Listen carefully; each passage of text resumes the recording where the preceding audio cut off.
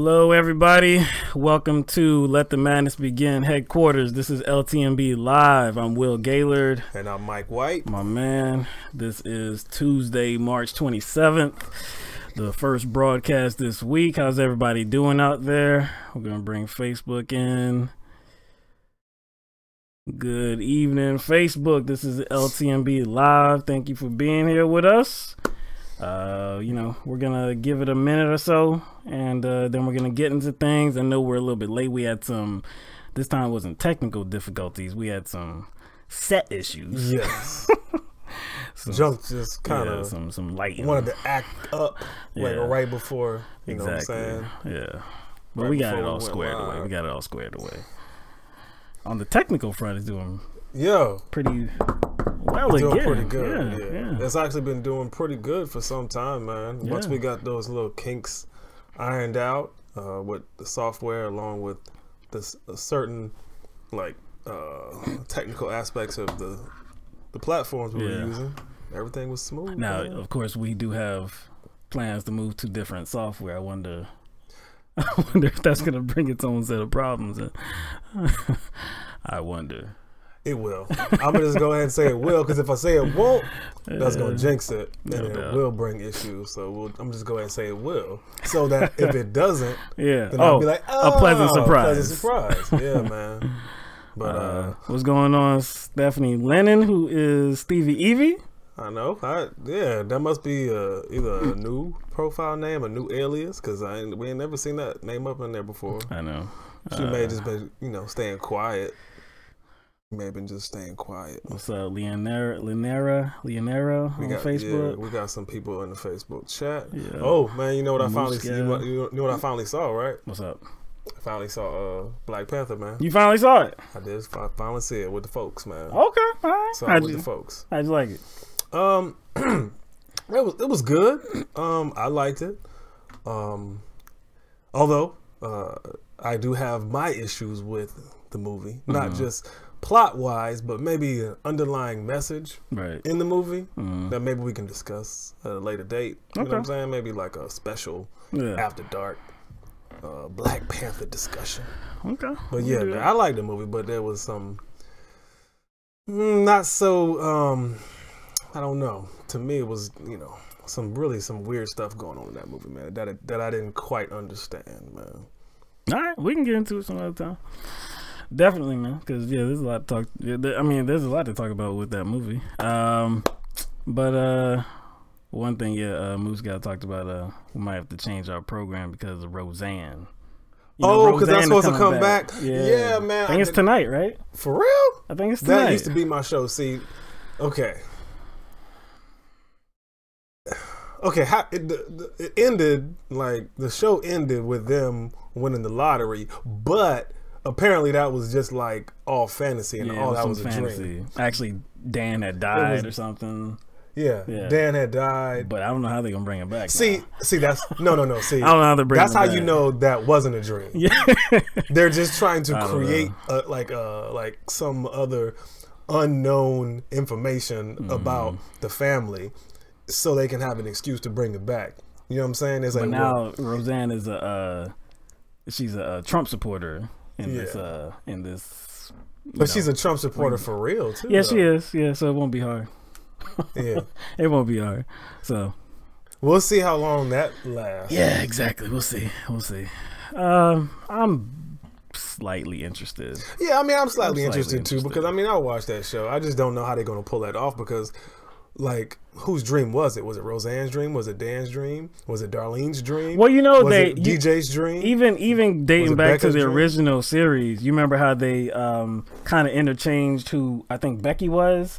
Because they went from this character to this character back to they like switched turns, because I think the original was going to school. The original was going to school, and they brought she played with actress who played Scrubs. Yeah, she played on Scrubs. But they kept kind of going back and forth between the two, and they kind of like made reference to it in the show as well. I didn't like the first one. No. Second one was better, man. First one was just like I think sometimes they do write shows like thinking about certain strong and weak points of the characters sometimes. Obviously, they have to keep the character within the box that they created for the show. But I do think sometimes, like, a particular actor's own inclinations of, or their emotional inclinations come forth. Right. And it felt like the first one, she was just, I didn't like the way she whined. Yeah. But anyway, but it's going to be interesting that it's going to be kind of going to have like a political lean to it. Yeah, I wonder how much of a political lean. Because you said in the show she's going to be a Trump supporter. That's been noted, so it must have some kind of. That's what I'm saying. So what's the point of mentioning that unless it's going to be like a big part, like of the a heavy show. Focus, or maybe like a little subplot? Because maybe he'll make an appearance. Who? Trump. You know he likes people who likes him. She might get a cabinet position. Roseanne. She might get Omarosa's own position. Yeah, if this show doesn't work out. Yeah, man. All right, so let's go on. Let's go to the show. So over the weekend, the thing that was in the news, the one event that was in the news was the March for Our Lives rallies across the country. Many of them in many cities all across the country. Of course, Washington, D.C. being the one highlighted the most. It was a big presence there. Like how many, like estimated people altogether were there? Like 1 million? It might have been, yeah. It was a very big showing there. They had many speakers. They had celebrities there that were talking and singing. Very big showing, and it lasted for hours too. I'm not sure how many hours it lasted, but it was like I said, it was all over media. It was talked about on virtually all of the different Sunday morning shows. So we can see that this movement that's being spurred upon by what happened in Parkland, Florida, it's not going anywhere. It seems to just be picking up steam, and these kids aren't giving up. There is a major call to do something in this country on gun violence, to implement some kind of gun reforms. And everybody pretty much I guess the reaction to it is like, why is it so, such a popular thing right now? Why is it that it's getting so much attention? And it's because there's a lot of kids of a certain age, and these kids are close to voting age. They're about to vote. Yeah. You know what I'm saying? They're just, and I think it's just, it just, nothing like this has ever kind of, not to this degree. Not to this degree. No, we've seen calls for action in response to the very many different tragedies that has occurred throughout the years, but in this case, I don't believe we have seen an effort that has picked up this much steam. Like I said, this is. But I mean, but see, that's the thing. Like, there's always a breaking point for everything. Right. There's always a breaking point for everything, and to me, it was a long time coming. Now, a lot of people may have a disagreement with, I guess political organizations getting involved, whether it be non-profit organizations that have political leanings, or political parties, major political parties kind of riding on the coattails of this, kind of co-opting this. To me, I don't think that matters. We already know that happens. There's nothing we can do about that. That's what political machines do. Of course there's going to be Democrats, Democratic insiders, or whoever kind of co-opting this issue. We shouldn't kind of allow them to dictate the conversations we have about certain causes. So yes, on the optics of it, we do have to be very vigilant and very observant about political parties and political machines kind of using these moments just to become more visible, because that's really what they're doing. But we should still have legitimate conversations about anything, causes or initiatives or policies. And I think that's my takeaway from it. I could care less if people are being bussed in. Well, that's the thing. I could care less about certain political operatives or people using this opportunity to, I guess, for some camera time, because that's all it is. It's just. But see, that's the thing, though. Money is always going to drive anything that happens in this country. We know even it takes media coverage. That's so what I mean. If it doesn't have money along with it, then what kind of media attention is it going to get? Yes, what kind of media attention is it going to get? And I think that's a good question, considering the media has been covering it. And again, I don't care about that either, because the media is not dictating how I talk about this movement. You know, An interesting thing to point out too is that on this particular subject, of course, this is, you know, a liberal talking point, you know, something that Democrats want to see happen.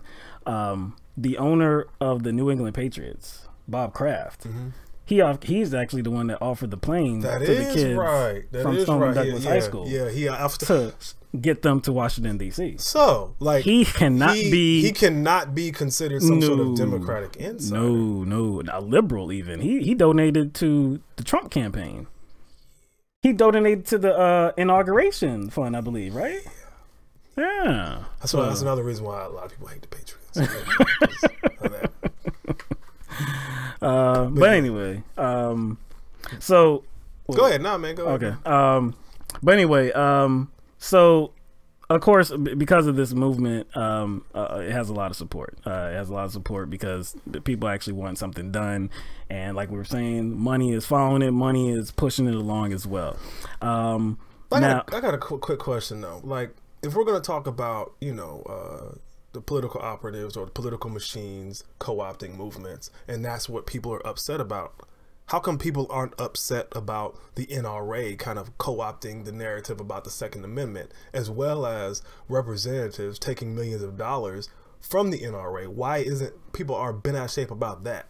People are bent out of shape about teenagers using their voice, but not bent out of shape about, you know, their representatives taking money from the NRA?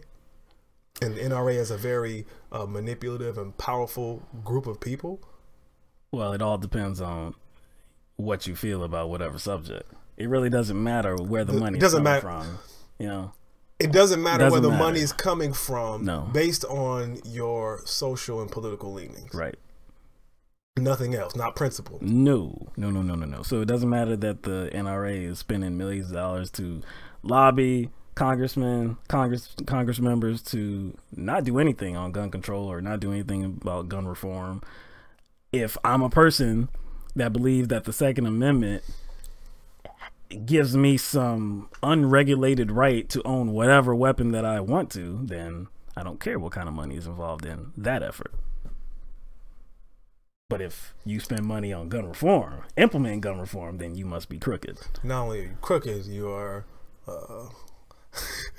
you are trying to take away guns. Right.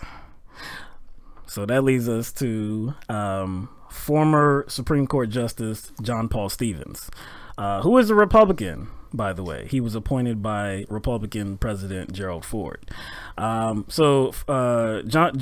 Justice John Paul Stevens penned an op-ed in the New York Times, and he said that because of the support that has emanated from the shooting in Parkland, Florida, the support shows, quote, broad public support for legislation to minimize the risk of mass killings of school children and others in our society. He also said, quote, that support is a clear sign to lawmakers to enact legislation prohibiting civilian ownership of semi-automatic weapons, increasing the minimum age to buy a gun from 18 to 21 years old, and establishing more comprehensive background checks on all purchasers of firearms. So all of those things that he talked about are pretty good ideas, and those have been discussed in the media by, well, not just in the media, by activists all around the country, people that want something done. Those are certain things that we want. Exactly. Those are common sense kind of regulation. Yeah, those things have been in the discourse for quite some time. Right. I think the fact that he was a Republican appointed by Gerald Ford is probably the biggest story. Oh, that's noteworthy. Yeah. That's the biggest story here. But that's the eye-popping news. Well, there's more eye-popping news that he shared further on in the op-ed. Right. So that, like I said, those things that he discussed are not It's not groundbreaking because like you said, people have been discussing that for years. Now that it's coming from a Republican and no less a Republican that was a Supreme Court justice. Now that's kind of surprising, but again, he throws you for a loop a little bit further. So he says that I guess he made the case that America should repeal the Second Amendment.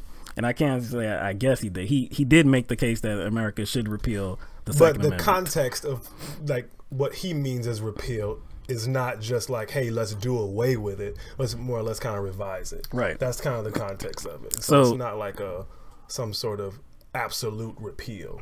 You know what I'm saying? He said in the op-ed, concern that a national standing army might pose a threat to the security of the separate states led to the adoption of that amendment, which provides that a well-regulated militia being necessary to the security of a free state, the right of the people to keep and bear arms shall not be infringed. Today, that concern is a relic of the 18th century.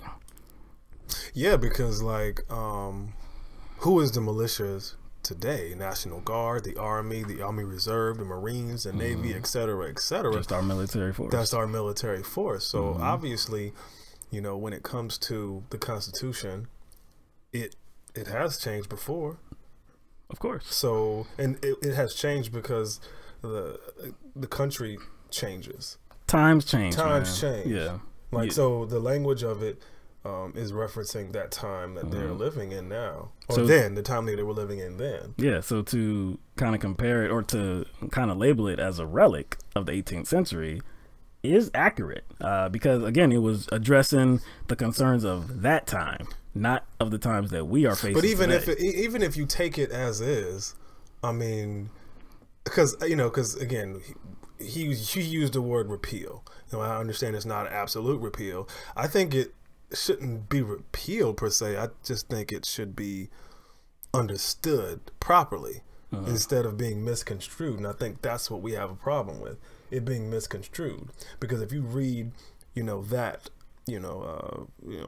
the former Supreme Court justice outlined about the Second Amendment, it seems as if people will take parts of it and then kind of like brush away the other parts to suit their comfort. You mean what I'm saying? Specifically the well-regulated militia? Exactly, because I'm personally not a well-regulated militia. You see what I'm saying? So again, the first part of that statement, or the first part of that that clause in the amendment, it sets the stage for who is being talked about there. And so when it talks about the right of the people to keep and bear arms shall not be infringed, the people is talking about the militia. You see what I'm saying? And it's set up in the first part of the sentence. Right. You know what I'm saying? So I like you. I don't think that it's necessary to go that far to repeal the Second Amendment. Now, I believe he does make a very compelling case for repealing the Second Amendment. But again, it's more so about how we as a nation construe the Second Amendment and how there are many of us here in America that seem to believe that ownership or gun ownership cannot be regulated or should not be regulated. I think that's a ridiculous proposition. But this is sort of keeping in line with former Justice Stevens. In 2008, in the Supreme Court case District of Columbia versus Heller, Stevens wrote the dissenting opinion in that case. And he wrote, quote, "The court would have us believe that over 200 years ago, the framers made a choice to limit the tools available to elected officials wishing to regulate civilian uses of weapons. I could not possibly conclude that the framers made such a choice." So in that decision, in that 2008 Supreme Court decision, it officially established into law that individuals unconnected with military service can own firearms. So again, he disagreed with that opinion. And in the op-ed today that he wrote, he said overturning that decision via constitutional amendment to get rid of the Second Amendment would be simple and would do more to weaken the NRA's ability to stymie legislative debate and block constructive gun legislation than any other available option. See, so that's his reasoning for wanting to do away with that Second Amendment. Again, I believe he makes a compelling case. Yeah, he makes a compelling case, but I guess when he starts talking about, you know, repealing it, it's definitely not going to be that easy. Oh, no. I don't believe he believes that it's going to be that easy. It's just the case that he makes is compelling. Now, is that actually going to happen? Are we as a country going to repeal the Second Amendment? So with what, two-thirds majority Congress, both the House and the Senate? It's not going to happen. No, and the only other way is a constitutional convention, and then that has to be what, 2/3 of state legislators. Right. That's definitely not going to happen. I think what he speaks to is just highlighting the NRA's ability to affect our Congress in this discussion. Really, what he wants is an impartial process. He wants a fair process for us to actually discuss ways about making our country safer. And we can't do that right now because of the NRA, partly because of the NRA. The money and the rhetoric. Yes. Because, I mean, like, there has to be some compromise somewhere, right? Yep. And we got to look at what side is not budging on anything. That's what we have to look at. Which side is not budging on anything? Because we have a situation where, like, sensibility is being casted as extremism. Right. And so anything, even if it's sensible, it's kind of discussed in a way that makes it very extreme. So that makes it kind of like it makes it unnecessarily a hot button issue when it really isn't. It shouldn't be. It shouldn't be. But anyway, so he is in support of what the kids are doing and the March for Our Lives rallies. Somebody that is not in support of what these kids are doing is former Republican senator and former Republican presidential candidate Rick Santorum. So Santorum appeared on CNN's State of the Union on Sunday to offer his opinion of the March for Your Lives rallies. And we have some of that video here for you right now. How about kids, instead of looking to someone else to solve their problem, do something about maybe taking CPR classes or trying to deal with situations where there is a violent shooter that you how can are they looking at other to people? that. I would ask you, they took action. Yeah, they took action to ask someone to pass a law.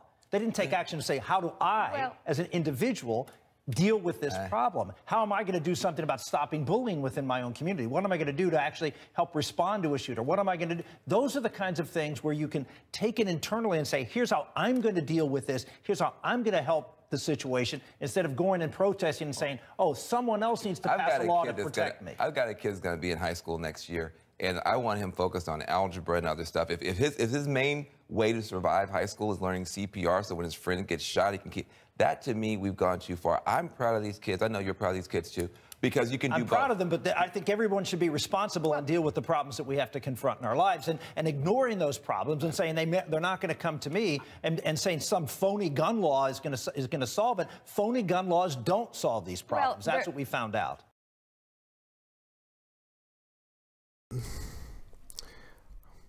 First off, I guess he's just looking at it superficially in regards to who is the visible representation, the most visible representation of the march, and what event or what incident sparked this march, and that was high schoolers. But like, to think that it's going to be just high schoolers, or just has been high schoolers that have been affected by this, is actually not true. Number two, these kids can't write laws the last time I checked, right? These kids can't sponsor bills last time I checked. Most of these kids actually can't vote the last time I checked. So it would seem as if this is the correct way to address a problem, because they're trying to petition and they're trying to seek the help of those who are in power to write laws that help protect them. Like I don't understand what he thinks that. Oh, never mind. He did say what they should be doing. He did. He offered a suggestion. Like he mentioned the bullying thing, and we addressed that because there's millions and millions of kids that get bullied every day, and they don't go shooting up a school. And a lot of the individuals who did ultimately end up shooting up a school, they weren't bullied. They were the bully. So number one, that point is a fraudulent point. But we need to deal with the CPR thing too. Like what's like, is that going to help? Like, is that going to help? Number one, if somebody is shot, what is CPR going to do? They're still shot. Do they have, is there any other medical training that needs to be understood and learned other than CPR? If you're actually trying to assist somebody who's been shot. Not saying it's not a good skill to learn, but is that going to help? Santorum displayed himself to be one of the dumbest people alive, not just in America, alive on the planet. Again, to your point that CPR is a good method to learn. Yes, it is. Everybody should know it. Honestly, I've never been trained in it. I've never really taken taking it upon myself to CPR training course. Yeah, I've never done it, and it's a good idea. It's a very good idea, but it's not related to the discussion that we're having. If you want to be well versed on CPR, great.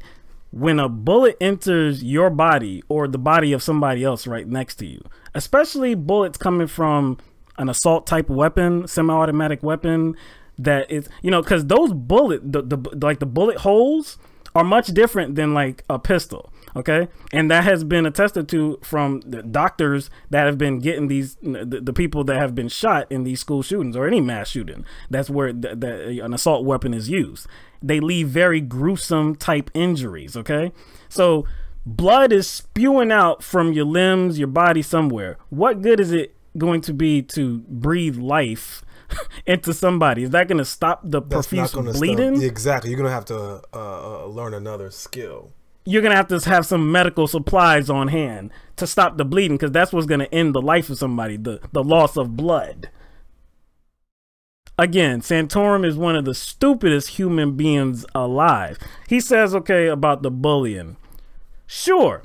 If these kids that are doing shootings, or anybody that is partaking in the mass shooting of people because they have been bullied by a segment of society or back in high school, whatever. Yeah, bullying is a really bad thing, and we all as a society should be addressing it, which we are. I believe if you go back 30 years, were we taking bullying as serious as we are now? I don't believe we were. Now, it's kind of like a joke back then. And here's my thing. You have arguments on both sides, right? You have, actually sensible arguments. Whether these sensible arguments actually will, I guess, pan out into legislation, and whether that legislation will work, that's a different story. But we're talking about sensible arguments going up against ridiculous arguments. And I'm tired of people trying to shoot down sensible arguments, but have nothing to say about these ridiculous arguments being made by the other side. That's my problem, because even sensible arguments, right, they may not work out. Even when people are making sensible arguments that I guess are ultimately going to be used to construct legislation, that's different. That's a different story. We're just trying to amass some sort of I guess some sort of a logical consensus around gun legislation. That's it. It may or may not work. No one's saying it will, but at least it's sensible. I just think that people spend too much time worrying about, our rights are going to get taken away. Our rights are going to get taken away. And that's the only argument people are making, but never address people like Santorum who make the most ridiculous arguments and who have no solutions. That's the problem. Right. You can't just say, oh, well, gun laws won't help. That may be true. but what will help? That's the question. That's all we're trying to get to. So if we're making sensible arguments, those things can be evaluated. Those things can grow. Those things can evolve. The sensible arguments should lead to more sensible arguments. That's all we're saying. Lori on Facebook said, I have been trained in CPR 3 times. It doesn't work when you have no head. Yo. So again, I mean, that just shows you how ridiculous this guy is. And you made the point about, well, let me go to the point that he made about these kids are pretty much not activating themselves. They're looking to others to find to find a way forward, to like do something about this problem. So they should do something about bullying. They should do something about CPR training. But again, CPR training is only going to help a crisis that is already here. What people in this country are clamoring for is to make sure we don't get to this crisis. So to prevent this type of crisis from happening, we have to look towards others, the others that are in charge. Yeah. The others that are in charge. And the people that are in positions of authority, that are, that are responsible for handling how to make this nation safer. Guess who else is like, okay, if we're looking at it like on a big stage, this is the big national stage. What about like something on a smaller stage that kids have, I guess, immediate access to, and that's their school? Isn't like, that's the topic of bullying, since you brought that up. Like, who can most affect bullying, right? As far as bullying campaigns, which actually do happen, anti-bullying rallies, anti-bullying campaigns. All over the Who place. organizes that? Yes, kids are they're involved. They're involved, and kids do spark it, but who has to organize that? Who has to set forth school policy? Oh, I know. Some type of leader. Some type of leader. Like it could be teachers, it could be the district. Somebody. Yeah, because they're not old enough. And again, I guess because we're talking about high school students, it's easy for him to like point to them to look for solutions. Like, wait a second. Like, these individuals, these humans are not even fully emotionally developed themselves, right? So like, they do need direction, don't they? Yeah. And also, again, it's not just high school kids that can be affected by mass shootings. We're not talking about high school kids. Shooting in Las Vegas. Right. He That shot wasn't out of high school. That wasn't out of high school. But if we're just going to talk about school, what about Sandy Hook? Wasn't that an elementary school? How is CPR going to help these kindergarten? That's another issue. That's the main issue I have with it. Not just the hilarity of the advice of CPR training, but the fact that we're not just talking about kids in high school. We're talking about 5, 6, 7, and 8-year-olds. You want them to think they're gonna be able to deliver CPR to somebody successfully? No. They need to undergo CPR training, and they need to work to make their community better in terms of being anti-bullying. Anti-bullying, yeah. The last thing that he said about he said phony gun laws don't work, and it's been proven to not work. That kind of claim, I always again, he's an embarrassment, because what we have done as a country is very little. As a country. Now, I know there are some states that have implemented some kind of laws. There's some kind of, you say there's strict gun laws in some places, cities or states. But as a country, have we been tough on gun reform and on gun laws? No, we have not. These phony gun laws that he's talking about, have we implemented, I don't know, universal background checks? Have we implemented a longer waiting period? Have we implemented psychological testing? Have we implemented dexterity testing? Have we implemented registration? Liability insurance, increasing the age to buy a firearm? I feel like Kevin, if you're still listening to the show, I feel what you're saying. You're saying that gun, what are you saying? Well, let's see, people these marginalized. Something about gun deaths have gone down or something. I think that was you, Kevin, saying something about gun deaths have gone down, or gun crime has gone down. Actually, you're correct. But guess what also has gone down? All crime has gone down. I've heard people, you know, specifically point out gun crime as it has gone down and been reduced. But all crime has been reduced. But the amount of the percentage of gun crime compared to other crime has not gone down. It has gone just slightly up. So again, you're correct in saying that gun crime has gone down, but all crime has gone down. And listening to the arguments that were present, especially on the stage in Washington, D.C., no, they did not call for all gun ownership to be ended in America. Most people are not making that claim. Now, we have the former Supreme Court Justice Stevens that is saying that, hey, let's, you know, do away with the Second Amendment. That's not regular. Okay, that's not regular, and that's coming from a Republican. If your argument is that liberal ideology is all about taking all guns away from every you know, law-abiding American, that's just false. You're just promoting an ideology that's absolutely false. Okay, and the thing is, again, if you're paying attention to anything we're saying in this show, we are saying the conversation about what's sensible can move, it can grow, and can evolve. So we are getting nowhere if you're just going to sit up here and say, well, this is not sensible, and that's not sensible, and this is not sensible. Well, what the hell is sensible? That's the question. What are your sensible suggestions? I could care less about whether my suggestions will maybe work out or play out in the real world. That's the point. That's the point of the discussion.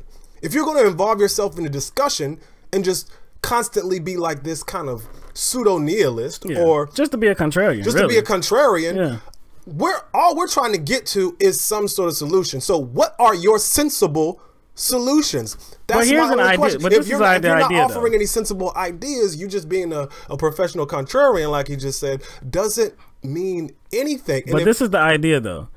We have done nothing. Really, we have done nothing meaningful as a country on guns, right? Right. So how about we try it and see where it leads us? Again, like Santorum said, phony gun laws don't work, right? You haven't even tried them, not as a country, because you can identify one particular place, and they always love to point to Chicago, yet fail to mention that the guns coming into Chicago are from other states too. So you can implement whatever kind of strict gun laws you want to and say, okay, well, gun ownership is very strict in Chicago and Illinois, right? But what about people that carry the guns into it? Okay, so it's not just an internal problem. It's a whole nation problem. So we have to do for the country, not just segments of our society, because it's not going to work. So why don't we actually do something and give it a try, and then let's see if there are phony gun laws that don't work. So anyway, all right, we're going to leave it there. Facebook, join us on YouTube for the rest of the program. Thank you for being here, and we'll see you there. All right. Another thing to talk about connected to the March for Our Lives rallies is Killer Mike. Now, Killer Mike gained, Killer Mike is a rapper. He's an activist. He's been involved in politics for a while, but he really gained, I guess, political stature back in 2016 with Bernie Sanders' presidential campaign, because he was a big proponent of his candidacy. But he is in somewhat of hot water right now. People are criticizing him because he did an interview with the NRA. Now, this interview with the NRA, he says, took place about a week ago. But the NRA chose to release the interview in a video form on the day of the March for Our Lives rallies all across the country. So in the interview, Killer Mike can be heard criticizing the school national walkout day, saying things like, you know, if his kids had, you know, got up and walked out, you know, just get up and walk out of my home. But he says that the reason why he took the interview, he was talking about black gun ownership, talking about minorities with guns. And so he says, you know, again, because the the interview was, he says, used as a weapon against these kids and against the movement. He's apologizing for that because he's with them. He's with the movement. He didn't want it to be used as a weapon against them. Nah, not buying it, man. I'm not either. I love Killer Mike, man. I really do. And I still have respect for him. But I think it was, he knew who he was giving the interview to. And also he knew who he was talking about. He was asked specific questions. So if you're in support of this march, but one of the answers you gave was you highlighted it in your commentary, and it says, yeah, I love you, but if you walk out of that school, walk out of my house. Right. That's kind of suggestively talking about the kids in the march. Not just, I mean, even if he's talking about, you know, people leaving school on a particular day, it does kind of like cast a shadow on the march in and of itself. And he's smart enough to know that a statement like that could be used to disparage anybody, or specifically the kids who are participating in the march. He said, because he talked a lot about black gun ownership, and he was a proponent of that. But the way that he spoke about it kind of made it seem like, I guess, the kids and people that are advocating for gun reform are all calling for a mass gun confiscation.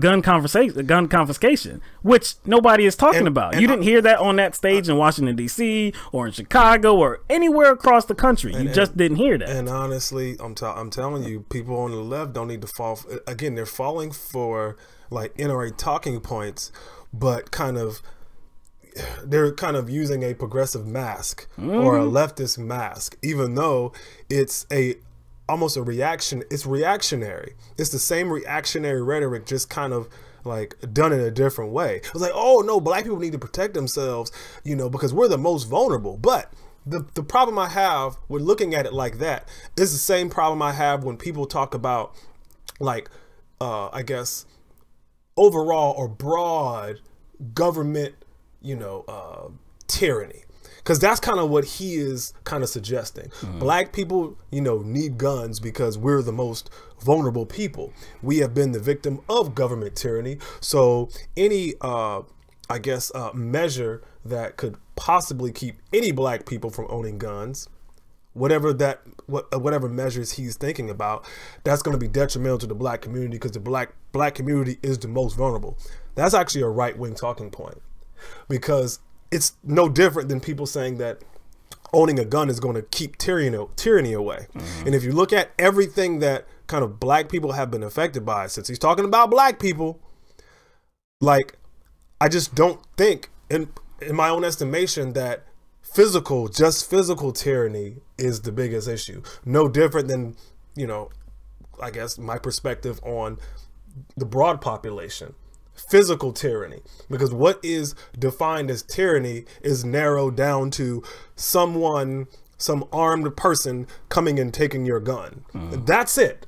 That's what people define as tyranny. And I do think that kind of Killer Mike is suggesting the same thing. But tyranny has not been defined as gerrymandering. Tyranny, for some reason, has not been defined as money in politics. Tyranny, for some reason, has not been defined as wealth inequality. Tyranny somehow has not been defined as, let's say, not taking care of our veterans. Tyranny has not been defined as like not having access to health care. Tyranny has not been defined as all of these things. People don't care about that. People are not using their guns to fight any of that stuff. So tyranny is like, the definition of tyranny has been narrowed to just, oh, somebody coming to take our guns. And if we have those guns, like our lives would be swell. I'm like, basically the NRA was using Killer Mike to appeal to black people. That's basically what they did. And Killer Mike accepting this interview, it's kind of like if I accepted an interview from the KKK to talk about equality. The KKK does not care about equality, because they care about disenfranchising people just like me, that look just like me. The premise that the NRA cares about black ownership, black gun ownership, is preposterous. Philando Castile. That's one. But if we go back years earlier, if we go back to the Mulfer Act, I believe that was in the 60s, right? I think 67. That was a case where the NRA actually opposed gun ownership. Like carrying gun ownership, the ability for citizens to carry openly, because they didn't want people like the Black Panthers to openly carry, because they were doing so in California around Oakland. They were not proponents of that whatsoever, and that was a case where they were like, okay, yeah, you know what, we do need some gun reform. We do need some regulation. They do not care about black gun ownership at all. So yeah, I think it's absolutely appropriate for Killer Mike to receive this kind of condemnation, this kind of criticism, because he should have known what he was getting into. It didn't work to anybody's benefit but the NRA's. But for them to say, hey, yeah, we care about black people. No, you don't. And again, maybe the context behind my tyranny has not been defined rant. I guess I didn't make myself clear. I'm talking about as it's defined by most Americans, okay? That's kind of what I mean. So I'm not going to read the Constitution to figure out what tyranny is, Kev. I'm just going to look at how people talk about tyranny and what they think tyranny is. That was the context of my rant. How people in general define tyranny. And we can kind of get an estimation of how people defined it by what they get riled up about in regards to defending their rights with their guns. Because for the most part, they're just talking about defending just having them, or defending against somebody coming and getting their gun. So tyranny has been defined by how people respond to issues. That's all I'm saying. And people do not, for the most part, fight those forms of tyranny with their guns. So if guns is supposed to prevent a tyrannical government, people with guns are not doing a good job, is what I'm saying. All right, let's move on. The Trump administration is moving forward on its quest to ban bump stocks, the accessory that was used in the shooting in Las Vegas that killed 49 people. Attorney General Sessions, he announced on Friday that the Justice Department will soon start accepting public comments to that proposed rule change. What they're gonna try to change is the rule defining what a machine gun is to include bump stocks in that rule, which I think is common sense. And we've talked about this a number of times, because I think it was in 1986, that was the law that effectively banned machine guns or automatic weapons, automatic firearms. It banned the sale of them. It banned the transfer of them. It banned the possession of them. So if the machine gun, the automatic firearm, is banned, then the automatic fire should be banned as well. And that's exactly what the bump stock allows to happen. So I think it's common sense to amend that definition to include the bump stock. Yeah, because the intent is to focus on the trigger and what the trigger action could do. So sensibly, bump stocks would apply to the 1986 rule. Right. And if we're going to have a discussion about the Second Amendment and it not being malleable at all, and, you know, I guess gun advocate groups being so against anything, shouldn't the first thing they be against is the 1986 rule that banned machine guns made after that point? Why aren't they fighting that rule? Are they fighting that rule? They're not. There's no large effort whatsoever. But on this front, guns rights groups are saying that this goes beyond the scope of, I guess, the administration's powers, and it goes their regulatory authority. And apparently it goes beyond the scope of the ATF as well. Yes. Because their argument is the bump stock itself isn't a firearm right. or nor a weapon. Right. Therefore, it can't be regulated. They say that it has to be an act of Congress that actually bans the accessory. But this sets up an interesting conundrum, though. If a bump stock, or what's called a slide fire, what is it called? Slide fire? Well, it depends on, that's the particular name of the company. Yeah, slide fire. If this device is neither a firearm nor a weapon, banning it wouldn't have any impact on their Second Amendment right, would it? It has no. It really doesn't. It really doesn't, because it's not a weapon. We know it's not a weapon. It's an accessory. They can easily define it as a dangerous device. I forgot what the classification is. I think it's called like a dangerous device. Just like they have defined like explosives as dangerous devices or bombs, and those are illegal. They can easily define it as a dangerous device, which it is. But again, if this is a Second Amendment issue, the argument for having it can't be a Second Amendment. The argument they're making for it, it can't be a Second Amendment one, because they themselves, gun advocate groups, have said that it's not a weapon or a firearm. So guess what? If you're saying that, then it doesn't impact your Second Amendment rights. It's like they all, ass out, man. They ass out. You know what? You can't make an argument like that and not expect that kind of response. Aren't bath salts very dangerous? A public nuisance, more than a public nuisance. I've seen people on bath salts try to eat people, try to eat somebody's face. They are a public threat. They are. It's devastating. I don't think there's anything that Congress did to say that they are illegal. Did Congress say bath salts were illegal? No. So why would they need to? Again, if it's anything that falls under commerce or the Commerce Clause can be regulated. Anything that's bought or sold, right? Point blank. It's not that complicated. Shouldn't be, but this is about guns, so you know it's going to be complicated. Anyway, staying with the Attorney General,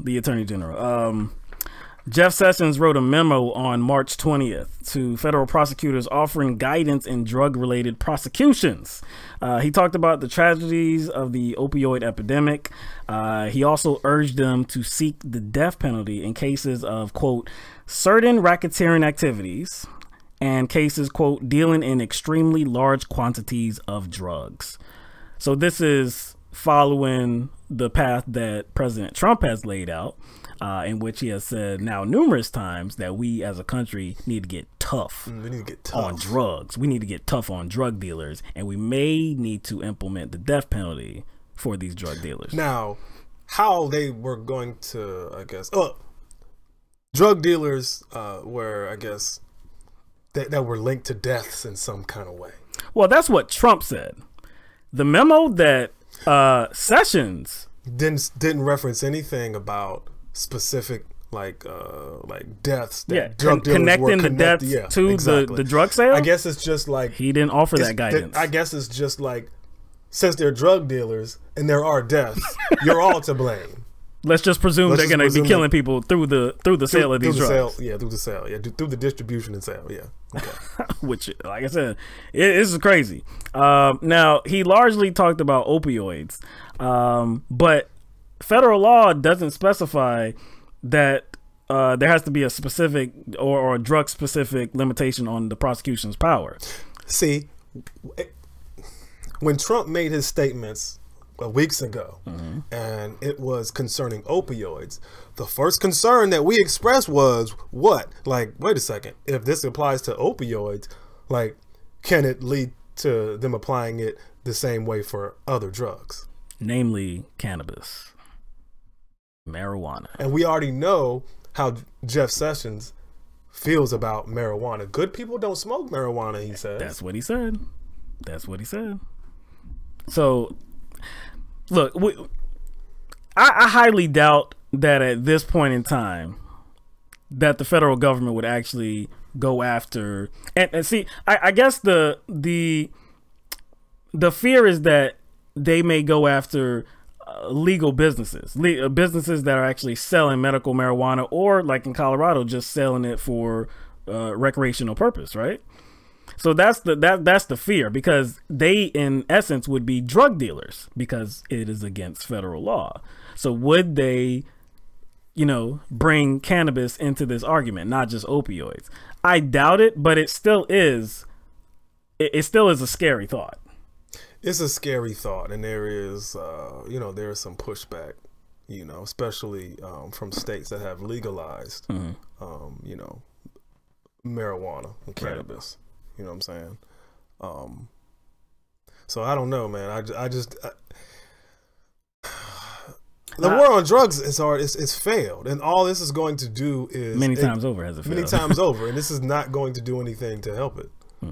Yeah, putting aside the likelihood that they may go after cannabis sellers, legal cannabis sellers, the fact that you want to implement the death penalty for drug dealers, no matter if they're selling bath salts or opioids or whatever.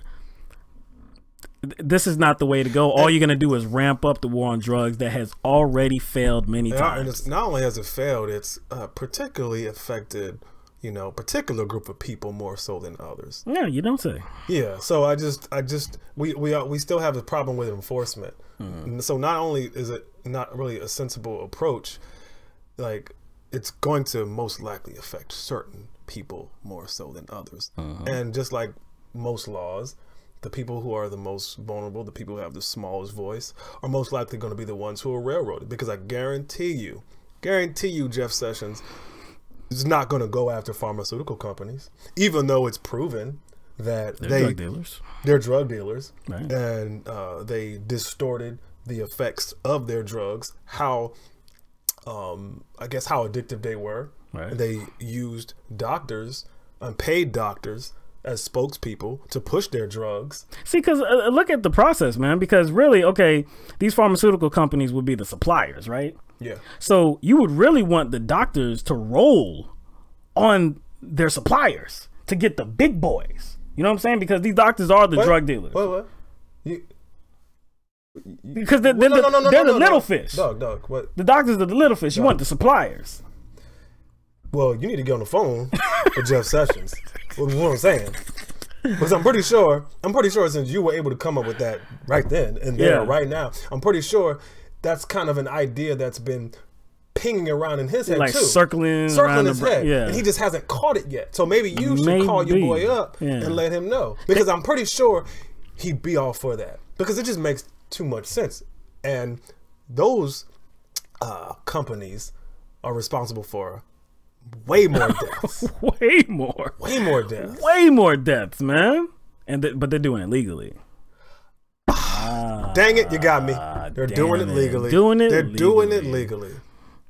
Now, in a bit of good news, the $1.6 trillion spending bill that was just signed by President Trump, it includes a policy which was put into federal law in 2014.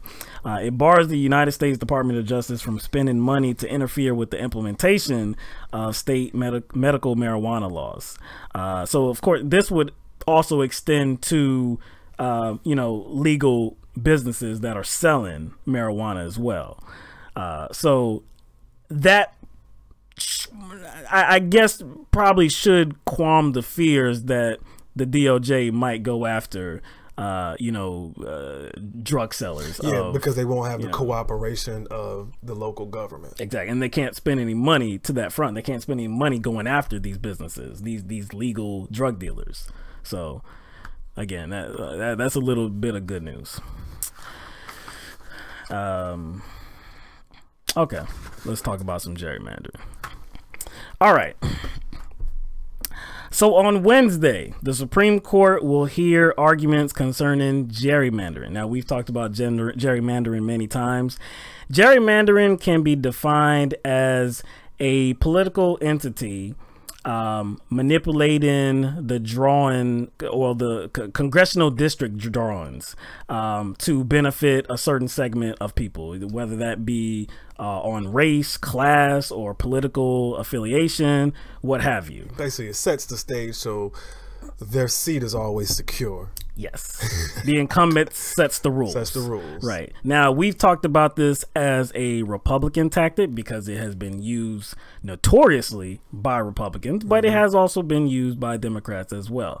Another point to highlight is that racial gerrymandering has been deemed unconstitutional, but partisan gerrymandering has never been deemed unconstitutional. To me, that doesn't make any sense. To me, that doesn't make any sense.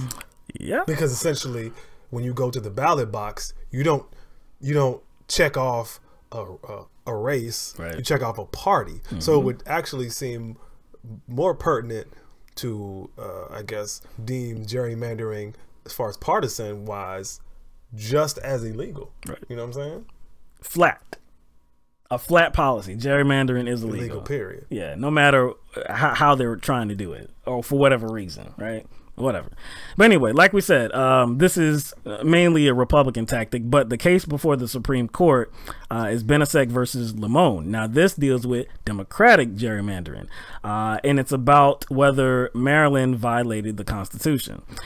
So this goes back to the 2012 elections when the governor was Martin O'Malley, the presidential candidate in 2016 that dropped out. I think it was after the first primaries, the Iowa, I believe it was, the Iowa caucus. So Governor O'Malley has not run away from what I guess the Democrats did in that, in that 2012 election. He testified in a 2017 deposition that it was his hope and intent that redistricting would oust incumbent GOP Congressman Roscoe Bartlett from office, and it actually did end up happening.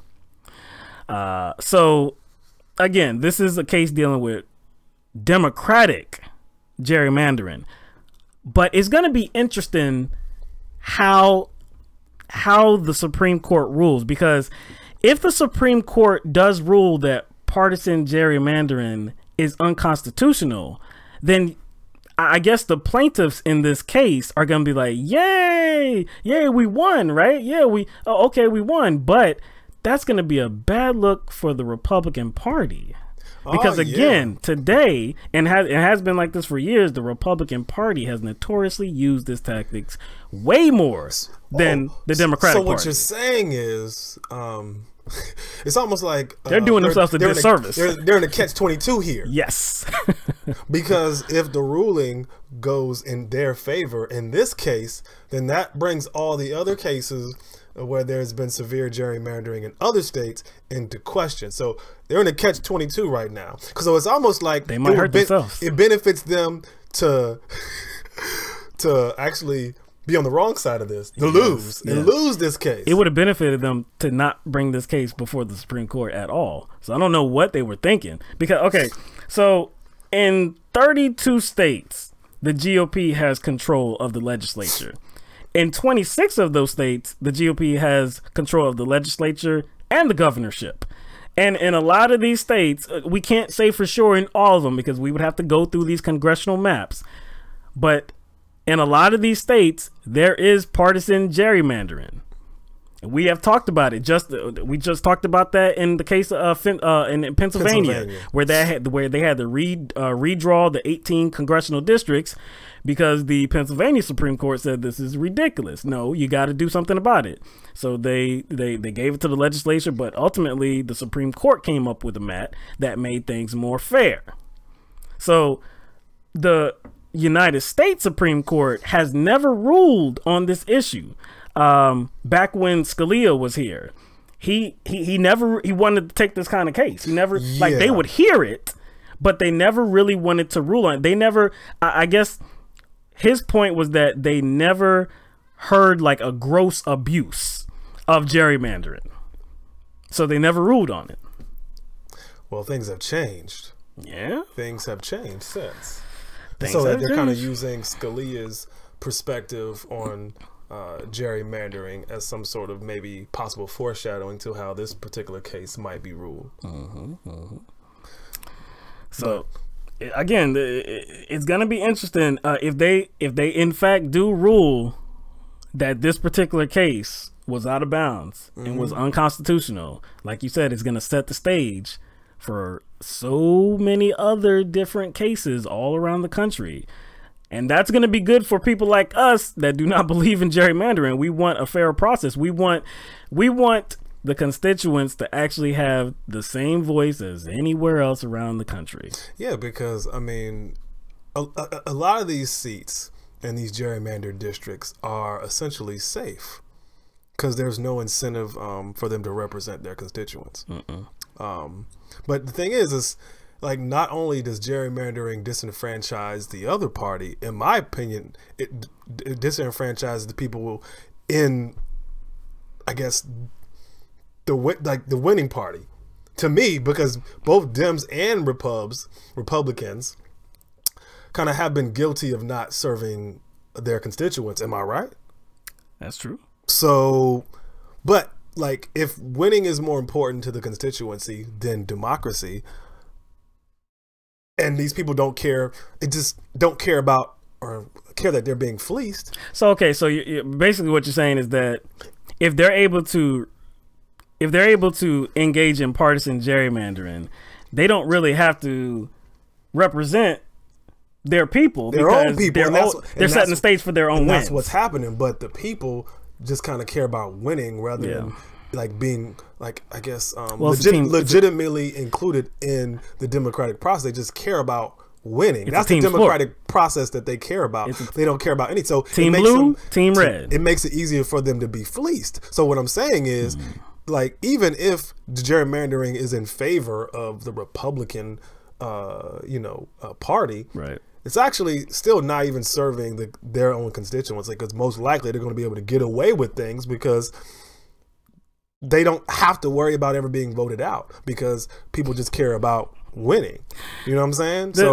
I think both like constituencies end up not being served. This is hilarious to me. Like I said, I hope that the Supreme Court honestly give this a good look.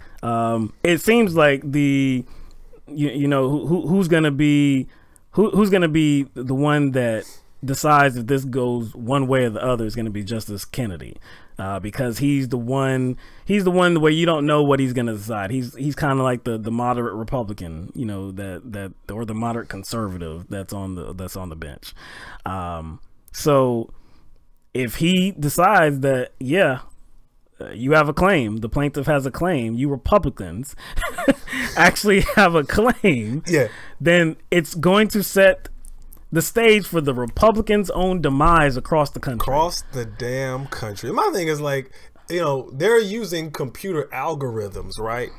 Like, in their gerrymandering process. They're using, computer algorithms. Like, so can't computer algorithms be used to kind of balance things out as well? Or maybe a nonpartisan, all the technology that we possess, or a nonpartisan commission, like made up of Democrats, Republicans, and independents. I know, you know what I'm saying? There's been a lot. Arizona has that right now. Yes, I think former governor, the actor Arnold Schwarzenegger, he's been calling for things like that as well, for impartial process. Yeah, we definitely avoid situations like this, and like, to me, it just doesn't make sense that the people that are in power can make these determinations. Like, do you think they're going to make a determination that is going to threaten their own power? Exactly. Of course not. Because what's important to them? These things work. Staying in power, right? So they're going to cheat the system as much as they can. It's just the simplest thing. It's the most common sense thing to understand. Of course, they're going to draw these districts in a way to benefit themselves and their own party, because not only do they want to win, they want the people that are in the party, the state senate, the state representatives. They want their party to be represented more so than the others. So again, it's going to be interesting to see. Again, they're going to be hearing these arguments tomorrow on Wednesday. When we have a decision, it could be weeks. It could be weeks. It could be months. I don't know when to expect that. But again, it's going to be interesting. It will be interesting. All right, let's go to so President Donald Trump has a new national security advisor. H.R. McMaster was fired late Thursday and was replaced by the warmonger John Bolton. Come on down, John Bolton, the third national security advisor in 14 months, something like that. And they said that McMaster was safe. They said he was to home plate, as far as I know. He was safe. He was safe. But see, your girl. Well, actually, Donald Trump said he was safe, and your girl. Sarah Huckabee Sanders. Huckabeast, yeah. Huckabeast said his job was safe. Sarah Huckabee. Now this was what, like a couple weeks ago, maybe 2 weeks ago. Yeah. You remember, because I told you that. And I said, what though? You said, don't believe her. You can't believe her, man.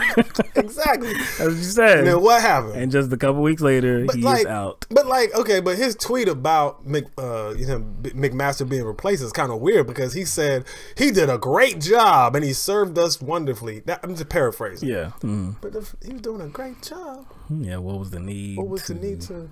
Yeah, cast him out. Like, just push him out the door and bring your boy both. Now, one reason might be that Bolton is more so along the lines in philosophy as President Trump. Yeah, he I guess one of the main things that jumped out at me was remembering his position on the UN, because he was UN ambassador. Yeah, he was the ambassador. And he said basically like the UN shouldn't exist. We shouldn't even be a part of it. He doesn't want to, to be a part of the, the U.S. to be a part of the UN. Now, there's a lot of people who don't want that either, but for a different reason, right? Which reasons I can understand.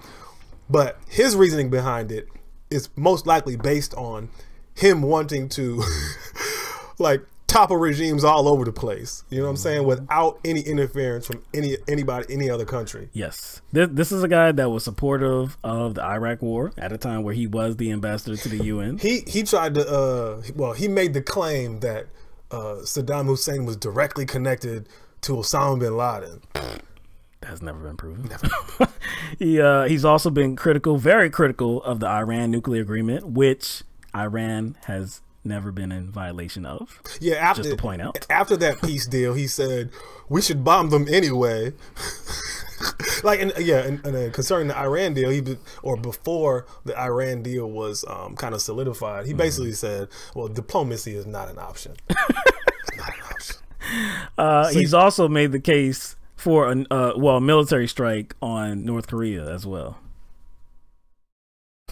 Yes, yeah, because he said he claimed that they were selling weapons to Syria. That's what he claimed. Yeah. So again, this is I guess more of a Trump guy than McMaster was. McMaster actually, he urged President Trump not to use the term radical Islamic terrorism anymore. So that that's out the window. Yeah, now, you you're gonna start hearing it ramped up again. Now it's been reported that Bolton is planning on cleaning the house at the National Security Council, with a special emphasis on ousting individuals that have been disloyal to President Trump. That doesn't sound authoritarian at all. At all. Bolton, man. So now like I said, we have two new spots. We have Bolton as the National Security Advisor, and then your girl, the CIA. Yeah, we have Gina, Bloody Gina Haspel. That's going to be that has been nominated to lead the CIA, and then we also have Mike Pompeo. So yeah, 3 new spots. We'll see if they'll get past that confirmation hearing. Bloody Gina, I don't know about that. I don't know. There's questions about her, man, even from Republicans. So I don't know. I mean, if you could try to name somebody more hawkish than Bolton, anyone, I bet no matter what name you come up with, you, even people watching or anybody, just whatever name you come up with, I guarantee you that person will look like Winnie the Pooh compared to Bolton. Promise you. So yeah, I mean, this sets up a stage for increased aggression, especially in the Middle East. But see, that's the thing. Like, I remember, like, one of Trump's main campaign narratives was like this whole non-interventionist stick. You know what I'm saying? I do remember that. And I think people who were kind of unconditionally in support of him, and people who cast, rightfully so, Hillary Clinton as being hawkish, they paid attention to that. Right. But during the campaign, Trump was guilty of saying things that were diametrically opposite. Like, he said 2 opposing things, and he did that for a reason, because he knew people would latch on to whatever they wanted to latch on to and just ignore everything else. Because even though we talked about non-interventionalism, he would turn around and say things like, he wanted to bomb the families of suspected terrorists, not known terrorists, suspected terrorists. He talked about torture. Yep, I mean, you right here, dog. He talked about torture. He wanted to increase the amount of torture and the severity of torture. Right. And then after he got elected,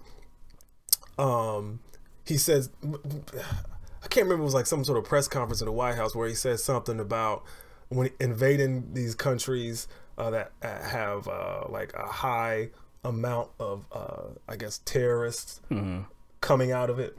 He said, like, steal their oil. Remember that? Yeah, that's right. Invade them and steal their oil. Steal their oil. That's right. Yeah, bomb them and steal their oil. Yeah. You know what I'm saying? So, see, that kind of, remembering that kind of stuff, it's not surprising that he would kind of choose Bolton. I know that non-interventionist rhetoric was bullshit. Being an isolationist. Isolationist. Please. Whatever. Okay, so this is an update. This is going to be an update on a story we did last week about Wisconsin. All right, so in Wisconsin, 2 state lawmakers left the legislature to join Governor Scott Walker's administration in December. Okay, since then, those districts have been unrepresented because of Governor Walker's failure to call special elections. Now, we think that it's because Governor Walker is running scared, very scared, because he doesn't want these elections to end up in the hands of Democrats. Now, in January, just a few months ago, there was a Democrat that won a district that President Trump won in 2016 in the presidential race by 17 points, or by 17 percentage points. A Democrat won that race, that election. So it looks like Governor Scott Walker sees the writing on the wall. Oh, he's intimidated. Yes. He's intimidated. Seems intimidated. Wait a second. So if the political crystal ball foresaw Republicans, winning those seats or keeping those seats, right? Would he be, a little hesitant, calling for a special election? Would he delay? Oh, if he saw if the political crystal ball was like, Republicans are going to win these seats or keep these seats, you think he would delay? Oh, I think they'd already have been scheduled well before now. Yeah. But anyway, so a group that was led by former Attorney General Eric Holder, that group sued Governor Walker's administration to force these special elections. And they won. Dane County Circuit Judge Josanne Reynolds, who was appointed by Governor Walker, called it textbook disenfranchisement. And she ordered the administration to schedule the elections by March 29th, which is just a couple days away. I would use that word too. I would probably use another word. Yeah. I would use voter suppression. No doubt. Because you are essentially keeping people from having representation. And it's kind of interesting that I think one of the talking points that Walker used as an excuse or as a justification for not having these special elections is, actually there were 2 main talking points. One is that he thought the people wouldn't know the difference between the regular elections and the special elections, and people would just be confused. The other one was tax dollars, man. So we can't waste tax dollars. You know what I'm saying? Like why would you want to waste tax dollars so that people can have representation? The Wisconsin law says that the governor has to call special elections to fill these vacancies that occur before the 2nd Tuesday in May in an election year. Now, Governor Walker, he refused that call. This is before the lawsuit. He refused that call, saying that those statutes don't apply, or that they only apply if vacancies occur after January 1st of an election year. But again, the judge ruled that they have to comply and they have to call these special elections by March 29th. So what did they do? They called the state legislature back. So the state legislature had already reffed. They already completed their 2-year term. They called them back, okay, because they want to kind of clear up some election law.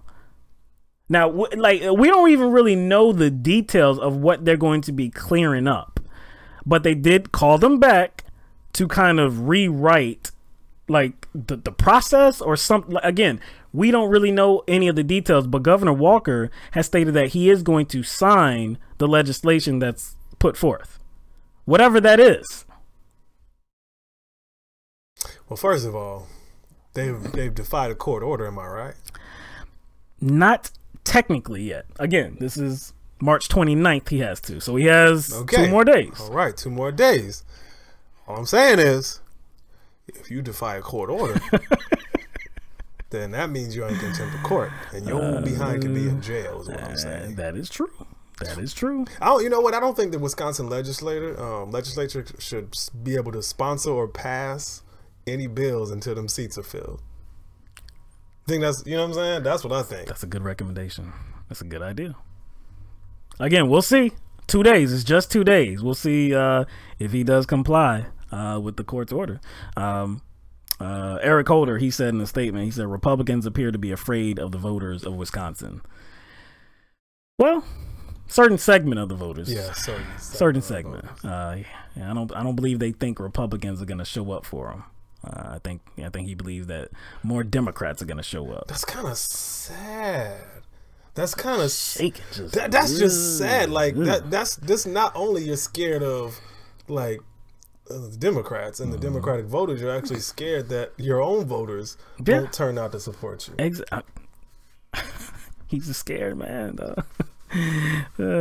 Back in the day, you remember those cartoons where the in fear cartoon characters would have like yellow running down their back. Yeah. That's Scott Walker. Or they would do like the chattering, like scared. That is Governor Scott Walker right now, man. It's kind of funny. Anyway, all right, moving on.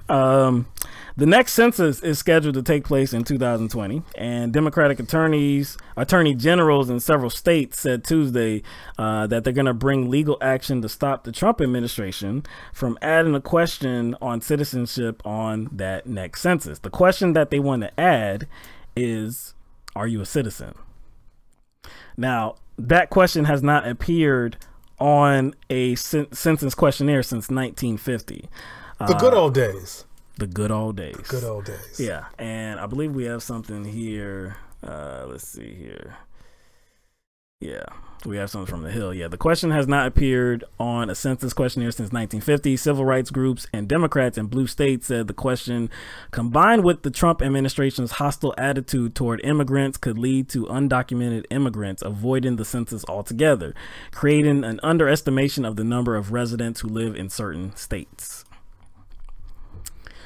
So what also may happen because of that, the underrepresentation, the underreporting of people that are actually here in this country, is that it could risk billions of dollars in federal aid, because the federal government uses these tallies, the numbers from the census, to determine how much federal aid these states need. So if you don't have an accurate reporting, and how much representation exactly these states get as well. Now, do you think that was purposeful? I mean, do you think the Trump administration? Do you think they kind of saw that coming, or maybe they were just, oh, damn, we didn't think about that. Considering that we just did a story about ICE and their efforts at rounding up people, this is definitely not a coincidence. It's definitely not a coincidence, man. You know what else? What else is probably doesn't make this coincidence is we've talked about how through the spending bill and because of the tax cuts and job act together, I think they're going to add about $2.5 trillion to the national deficit over the next 10 years. So if Trump is trying to cut some costs, because now they're probably going to, well, we already know they're going to go after entitlements. We already know that. I was going to say they're going to, but they're already ramping up already. They're already kind of like, kind of revving up that car. But if also they're implementing a measure that could force lower numbers, lower reporting in the census, and that in turn would lead to lower federal spending on states. Again, that's a win for the Trump administration, right? Yeah, they're going to try to figure out a way to kind of make some more room for corporate tax cuts. Gotta do that, man. Because that's not going to be put back into the economy for the middle class, poor people, entitlement spending, anything like that. Yeah, or education, or if you're talking about corporations, research, expansion, raises, bonuses, making their company, more efficient. Buying back some stock.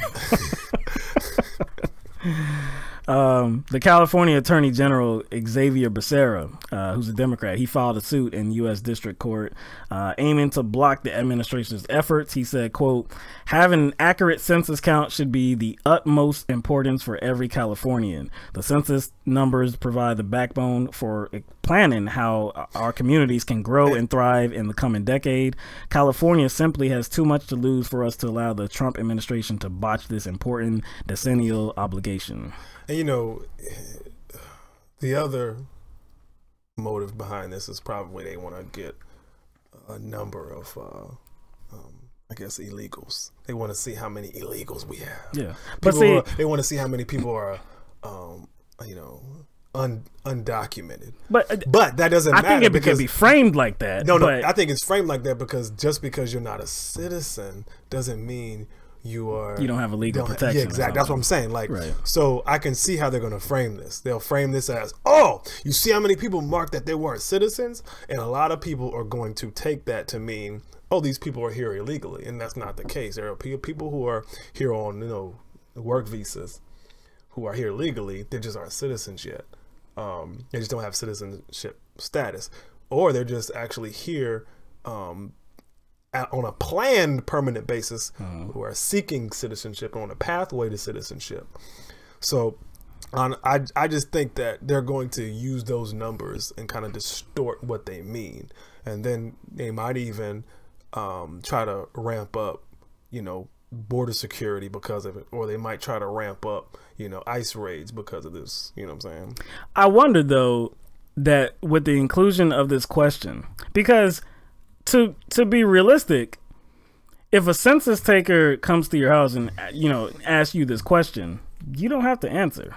It's not like you're gonna it's not like a cop is gonna be there and you better answer this question or we're gonna come get you. No, that's not gonna happen. So people can decline to answer this question. But I wonder if they decline to answer the question, is their count going to be taken? That's a good question, but. If I thought you were going somewhere else with it, but if they don't answer that question, is that going to put them on some sort of watch list, like a big red X? Hey, that's going to is that going to investigate them? Exactly, is that going to put a target on them? You know what I'm saying? It depends to the degree. It could, it definitely could, but for the amount of people that may not answer the question, that might be a long list.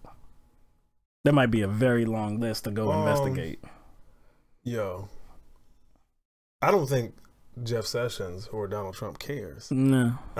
They probably want that list to be long. True. That means that they have, more people to harass. That gives them more justification. You know what I'm saying? I don't think they care how long that list gets. I agree. I believe that they are dead set on devoting as much resources as possible to rounding up, people who they perceive as undocumented or illegal or not being here, when they're supposed to be.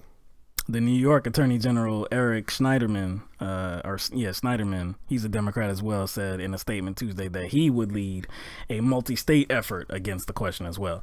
Now, these lawsuits that are suing the Trump administration over this question, the one thing that I don't know if they have any stand-in. I don't know if they could actually get this question off of the sentence. I don't know what kind of legal basis they may have. We're just gonna have to kind of look at what argument they're presenting and like what grounds they have, you know, as far as I don't know. That's gonna be very interesting. I don't as far know as what legal grounds they have. That's exactly like what case. They can't just be saying, "Hey, it's unfair. It's unfair. It's wrong," but they actually have to have some legal case. I don't know. It's gonna be interesting. All right, so let's get to our last story of the night. This is a case about a woman that was shot and killed by a police officer in Illinois. All right, so on March 12th, a woman named Cynthia Clements was killed by a police officer in Elgin, Illinois, which is about 40 to 50 miles outside of Chicago, Illinois. The Elgin Courier News reported that the incident began when police encountered Clemens' car parked on a dead-end street and approached it. When they got there, she immediately drove off and she went through a stoplight and then she entered Interstate 90. She eventually stopped the vehicle after losing two tires, and then police cars blocked her from moving any further. This whole situation lasted about an hour. They were trying to get Clements out of the vehicle. And we have some video to show you. We're gonna just talk about a little bit about the back road, the events that transpired before the actual shooting. But again, this whole situation took about an hour. They were trying to get Clements out of the vehicle, and it seemed like she was out of it. Well, they chased her for a bit. Yeah, they backed off because she wasn't stopping. How fast did they say she was going? Like 90 or something? Yeah, like I said, she went through a stoplight and then she entered. She was driving fast, and she entered the interstate, and they weren't trying to stop her when she got to the interstate. Again, she stopped, I guess, about the time that she lost those two tires. Because as you can see on the video, at least one tire is not there. And then she tried to pull off again later on. You can hear the scraping. Yeah, at least a couple times she actually tried to pull off again while her tires are missing. And that's when they decided, let's kind of block her in. So they took one police vehicle and sandwiched her, and they took one and put it in front, and in addition to the one in back, and sandwiched her so she couldn't get away. Right. They asked her to step out of the vehicle many times. The audio from the dash cam reveals police officers talking about a knife that she had inside the vehicle, a small screwdriver, and also they were kind of talking back and forth with each other about possibly some cocaine in the vehicle as well, like a powdery substance or something like that. Right. So this is from The Root. In the video, Clements at times seems aggressive and incoherent.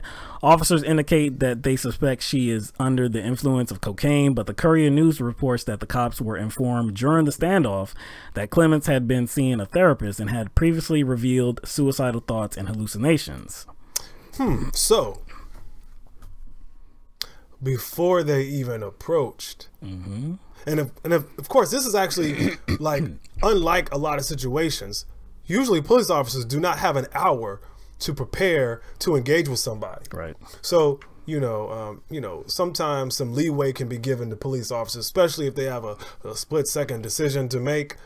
But in this case, I think the amount of leeway, I tend to back off on giving them leeway here, because they have an hour to prepare for this interaction, and they have information about this person like that they probably normally wouldn't have if the situation popped off like this. So my leeway goes away. There were many officers on the scene.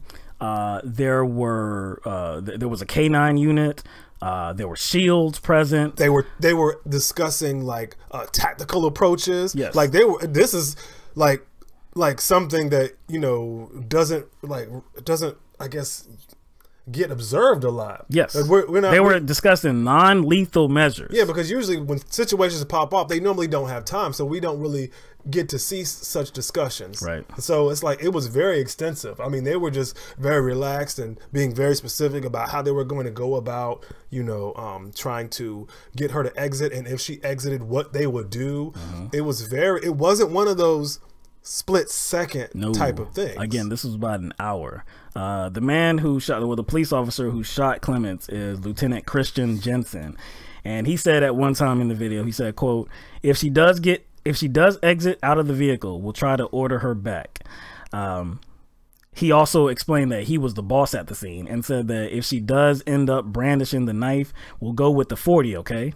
So the 40 apparently is a police nickname for less than lethal force. So like rubber bullets or something like that. I believe it was like rubber bullets, less than lethal rubber bullets. So they were discussing again for an hour tactical approaches to not kill this woman. What else? What other thing did they mention? He said, okay, so another time he says, and if it ends up being closer, if she's coming towards us, we'll try to taser her then.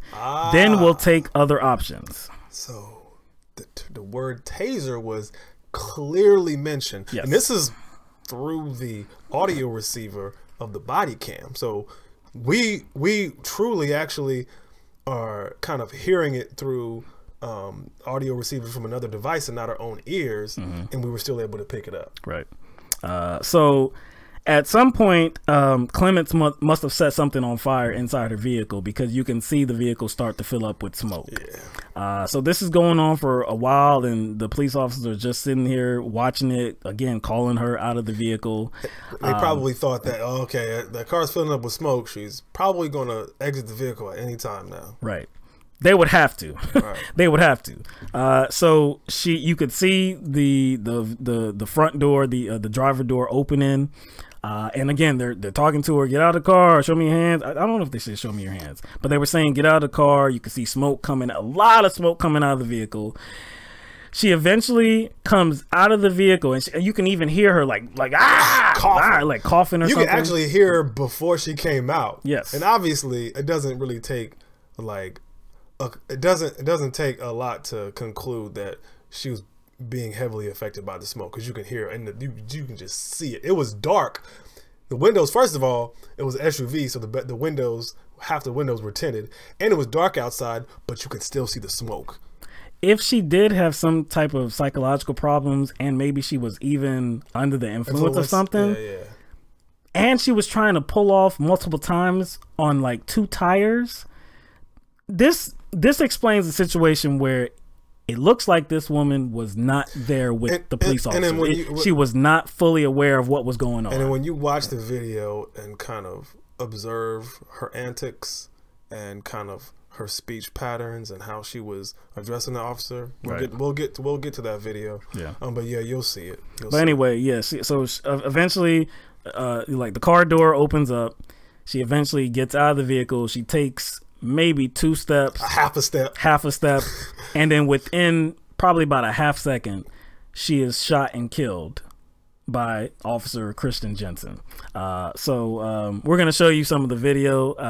The police force, they actually released about 30 hours of video. Now this was only after they released the edited version of the video, and was criticized for it. But then after that, they released the unedited 30 hours of footage and said, well, hey, we want to lead the way in the country of being a transparent, police force, whatever. So anyway, so we'll show the video, and then we will come back and discuss it. Hey, she's reaching, putting something away. I can't tell what she's doing. She's got a bag in her hands. Cynthia, you need to open the door. I can't hear you.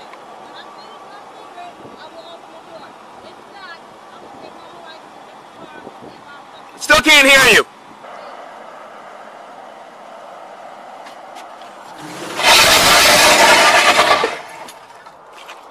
One or two, she's trying to pull away.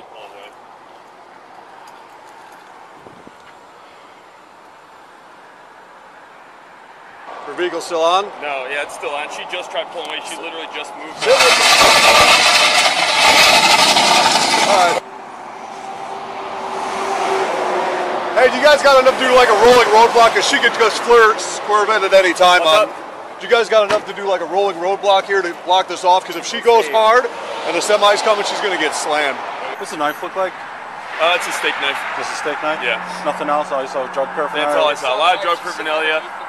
There's some white powdery substance on her left hand that she's probably, I'm assuming, cracked, trying to hide. She's actually stuffing the crack pipe when we walked up to her the second time out here. If she gets out, okay, and her hands are empty and she starts coming back, me and one other jump this. We'll get her to the ground and get her in cuffs. Open up the door, keep your hands up. Stay back. Yeah. Everybody else stay back. Hey guys, it's her vehicle starting on fire.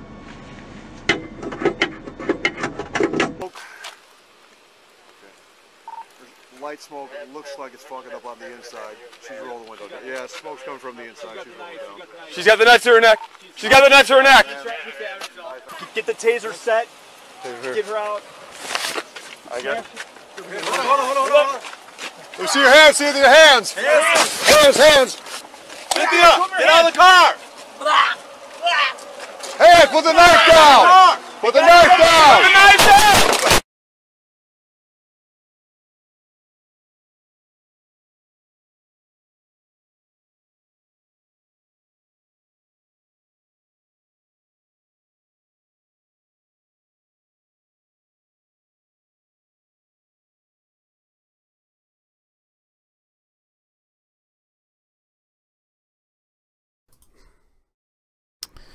All right, so that is the video. That is the killing of the Cynthia Clements. And at that point, towards the end of that video, you don't just see smoke coming out of the car.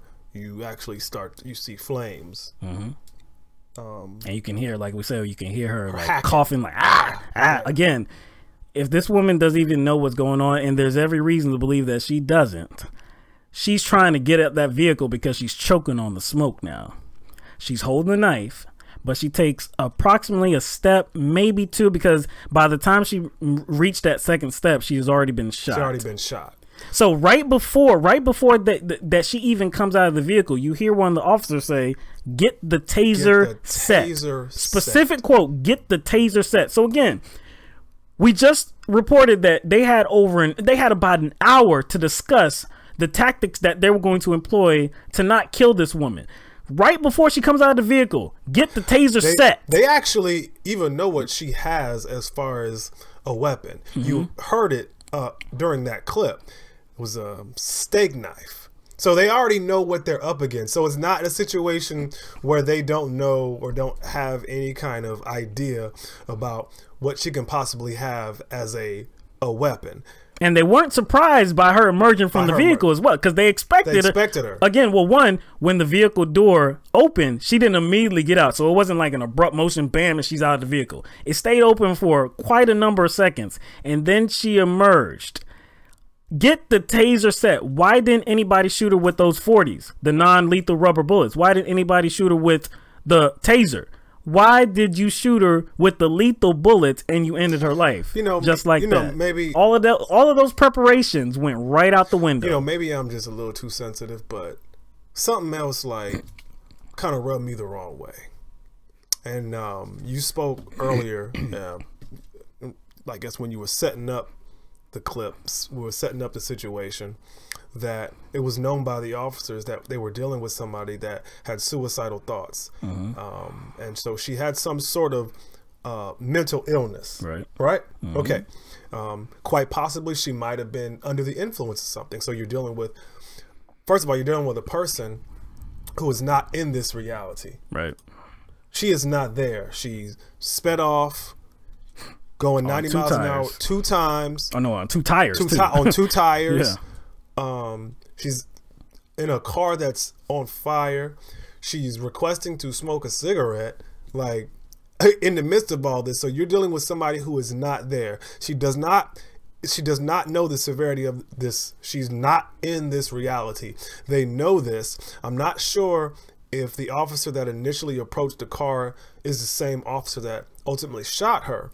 But again, I could be being a little way too sensitive, but it just rubbed me the wrong way when he walked up to the window and I could clearly hear her say, she's waiting, I'm gonna smoke my cigarette and I'm a blah. I clearly heard her.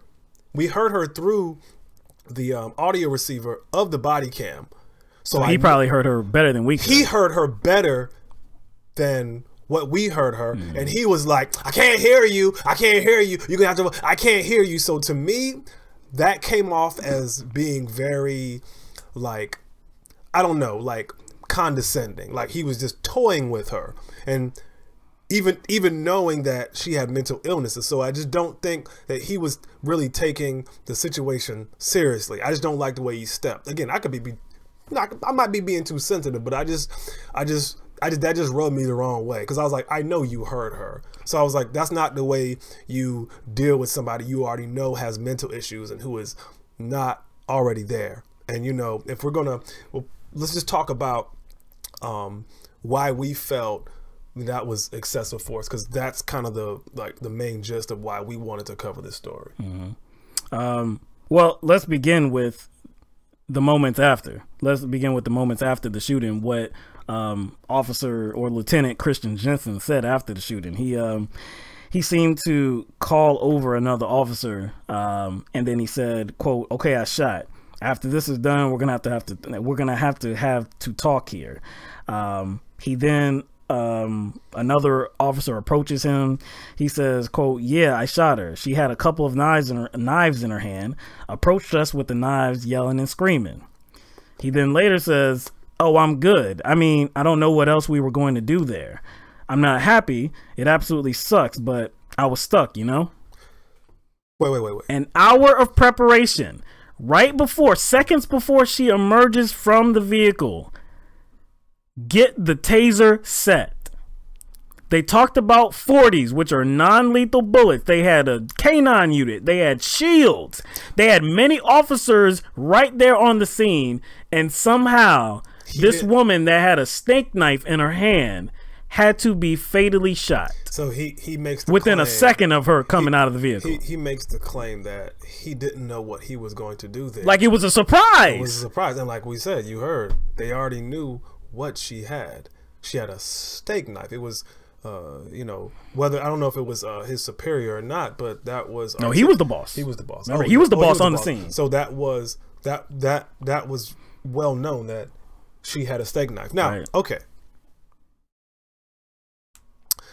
This is a very, obviously, this is a very petite woman. Very petite woman who might, or, you know, might not be physically weakened by drug use. Right. She's obviously not someone or a person that is physically intimidating. Now, if someone, let's say a 200-pound man, was coming at them with a knife, maybe. Coming at them fast, maybe. But I don't even know that, though, because because they had an hour to prepare and they were even discussing non-lethal methods. Well, I was about to say. Yeah. And coming at them fast without having any prior knowledge. Okay. That's what I was saying. I was saying without you know prior what? knowledge. Okay. 200-pound man coming at them fast. Let's say just like a World War Z zombie. Right. Okay. All right. Shoot that joker. Yeah. Fine. But this is, again, they already know what kind of knife she has. She doesn't have a machete, a butcher knife, or I don't know, a samurai sword. She has a steak knife. They have shields. They have shields. What was the purpose of having the shield if that's what they were, or that's what he was going to do? Like, if they had, you know what? This is one thing though. Even if that 200-pound, what'd you call them? World Z zombies. Zombie. Okay, so this because those are the more like aggressive zombies. Aggressive. Okay. All right. World War Z. So even if this unhinged person, zombie, is coming at them, not Walking Dead zombie, right? But if they had time to prepare and discuss, hey, we have measures to employ non-lethal force, right? Are you telling me that they had no ability to discuss, okay, this particular officer is going to be the one, if we do have to shoot, this particular officer is going to shoot first because that one has the non-lethal bullets. If that doesn't work, well, we're going to have to try something else. But we got multiple officers on the scene. Multiple officers on the scene. Like I said, even with a knife in her hand, is she that big of a threat? Within a second now. Considering, like I said, considering her physique and her, again, her physical threat level. She didn't get anywhere near them. She didn't get anywhere. She took a step out of the vehicle and was shot dead. She took 2 steps. Well, the second step was as she was falling. Were you that scared? Seriously, were you that scared with all of your boys right beside you, with the K9 unit, with the shields? Did you seriously have to kill this woman after discussing all the different options that you had available to not kill her? Oh, she just came out of the vehicle. Oh, that was, I don't know what else I could have done there. It's beyond disgusting, man. And I'm sure there's, well, of course there is an investigation going on now. But about the editing thing, yeah, it would seem to me that the attempted editing is an indication of guilt. You don't edit video, right? You don't edit video in a way that kind of cuts out certain parts of that interaction unless you think you did something wrong. You see what I'm saying? Like we're treating like cops, right? Police officers, and how we hold them accountable. We don't even treat kids like that. We wouldn't even treat kids like that. If a child went through the process of covering something up, that'd be like, in the same way, that'd be like lying. That would be just like lying, and you would not let that child get away with it. There'd be repercussions. There would be repercussions. But for some reason, after the fact, after they tried to edit the footage to paint them in a more favorable light, they were like, hey, you know what? We want to lead the way on this transparent front. You know, we want to be, you know, we want to uphold justice. Like I said, man, this reminds me of the case of the 12-year-old that was shot and killed within of a second. Tamir Rice, within about a second of the cop coming out of the vehicle, and that's not even what they're supposed to do. If you're if you think that there's a threat, as I guess the threat level is someone having a gun, you don't drive directly up to that person. That's horrible tactics. Like, there's no way you learned that. Whatever your training was, there's no way you learned that, to just drive up on somebody that you're deeming a terror threat. Somebody that has a gun and you think is going to use it. You're going to drive right up to him. If you think that was a real gun, then there's no way you would probably establish the position, hide behind a door, and say, hey, drop that gun. But again, even in that case, man, this case might be even more damning than that case. Because they had an hour. That's what I'm saying. And so what happens in Tamir Rice's case, they drove up on the scene, they got out, bam, they shot him. In this case, they had about an hour to discuss how they were going to respond to this situation. And they still ended up killing him. So there's no way that, I guess, the argument of, hey, I made a split-second decision can be used? No, because it's not a split-second decision.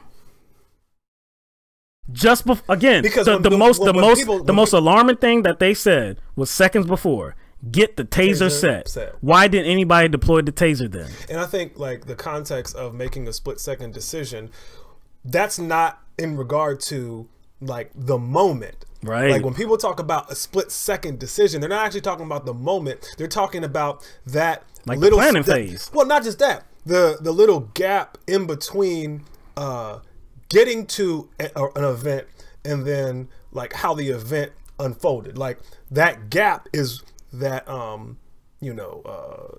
seconds to prepare. Yeah, well, that's what I'm saying. That is the planning phase, because if you don't have a time to prepare, your planning phase is that split second. That's what I'm saying. So when somebody says had a split second decision to make, you, like, in context, that's talking about the time of that they had to plan for being I guess engaged in that particular moment. You see what I'm saying? So that doesn't apply here. This professional police force with a lieutenant on site, with multiple officers on site, were planning for this woman to emerge out of the vehicle. We're planning for an hour, and all of a sudden they got scared. So basically they shot and killed her. Like, what occurred is unbelievable. What occurred as far as the woman stepping out of the car, that is exactly what they planned. That's exactly what they wanted. That's exactly what they wanted. And actually, what's funny, like, she was the one who pretty much escalated that situation as far as having to get out of the car, because if that fire wouldn't have started, she probably wouldn't have come out. That's true. So she probably started that fire. She was smoking a cigarette. Probably not knowing that she did either. She probably didn't even know that she started the fire. Like I said, she was not in that reality. So if it wasn't for that fire, she wouldn't even exited that vehicle. Look, man, we see this all too common in America, that our police force is just way too quick to pull that trigger. And again, this is a special case, because rarely do we see. Rarely, I don't think I've ever seen a case where law enforcement has about an hour to prepare for what is coming. You know the woman is going to come out of the vehicle at some point. You're preparing for this likelihood, not this likelihood. You're preparing for the reality that she is in some way, shape, or form, she's going to come out of that vehicle. So you know she is. You're preparing for it, and you still got so surprised that you used lethal force. So not only did they have time to prepare for it, they already knew what was going to happen. It'd be different if you're preparing for something and they're like 10 different scenarios. No, there was only one scenario. There was only one.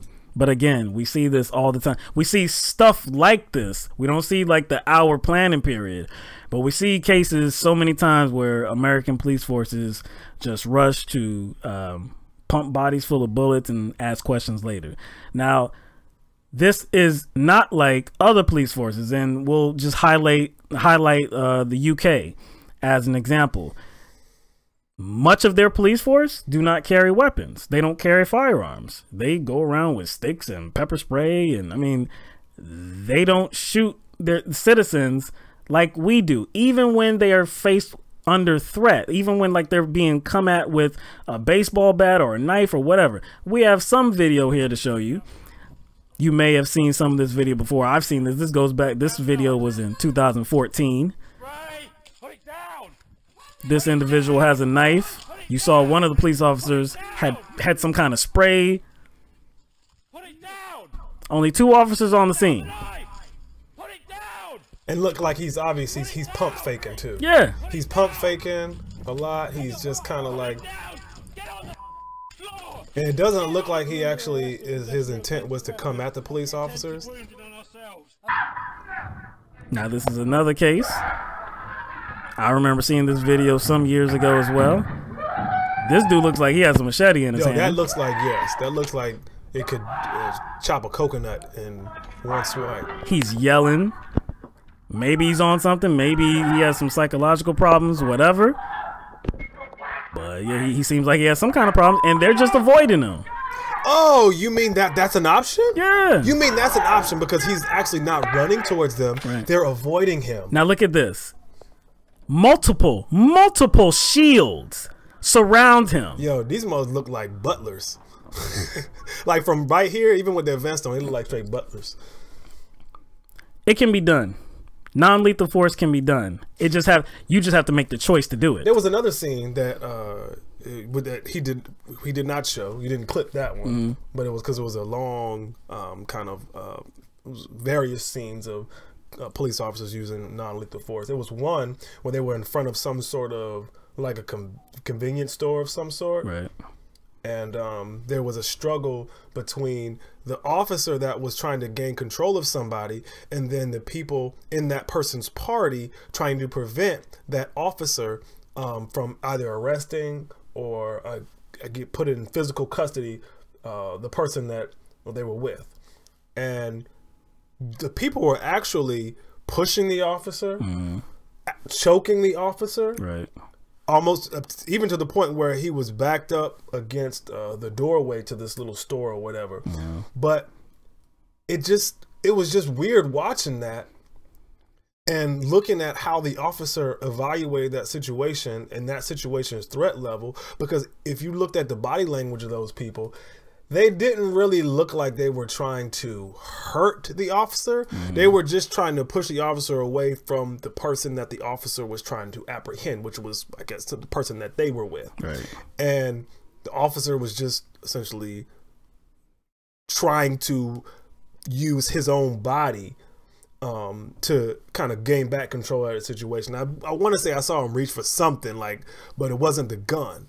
So I'm just that situation amazed me because that officer calculated in his head that, okay, they're not trying to kill me. They're just trying to push me away so that I cannot apprehend the person that they're with. They're not trying to kill me, so I'm not going to escalate the situation beyond the threat level that it is. That the officer made that calculation, and that was very impressive. And again, man, police forces just have to make the decision to not employ lethal force, especially when you have an hour to prepare. What better situation for a police force to say, you know what, we're going to get this one right. There's not going to be a loss of life here. There's way too many of us. We got way too much time to prepare for this. We have so many options. We're not going to kill this woman. Those situations that we saw where police used non-lethal force in the UK, those people had weapons. Yep. Both and that one dude had a machete, and they were making threatening actions towards the police officers as well. Right? She never made a threatening action. We've seen lethal force applied to people who were unarmed here in America, and police officers are human, just like us, right? Right. They're just like us. Now, as a civilian, if you are getting into a fight, right, with another civilian, and it's just a fight where both of y'all are unarmed, and y'all are just kind of throwing punches, you know, slamming each other, or females like to pull each other's hair. Isn't there some sort of like unspoken agreement that this is not a fight to the death? So the threat level, you're not going to pull out. A lot of people are not going to pull out a gun. You know, a lot of people don't pull out a gun in a fight or some sort of weapon. They're just punching each other, hitting each other, pulling each other's hair, because there's an understanding, unspoken most likely, that this is not a fight to the death when two people are unarmed. So if a police officer comes across an unarmed civilian,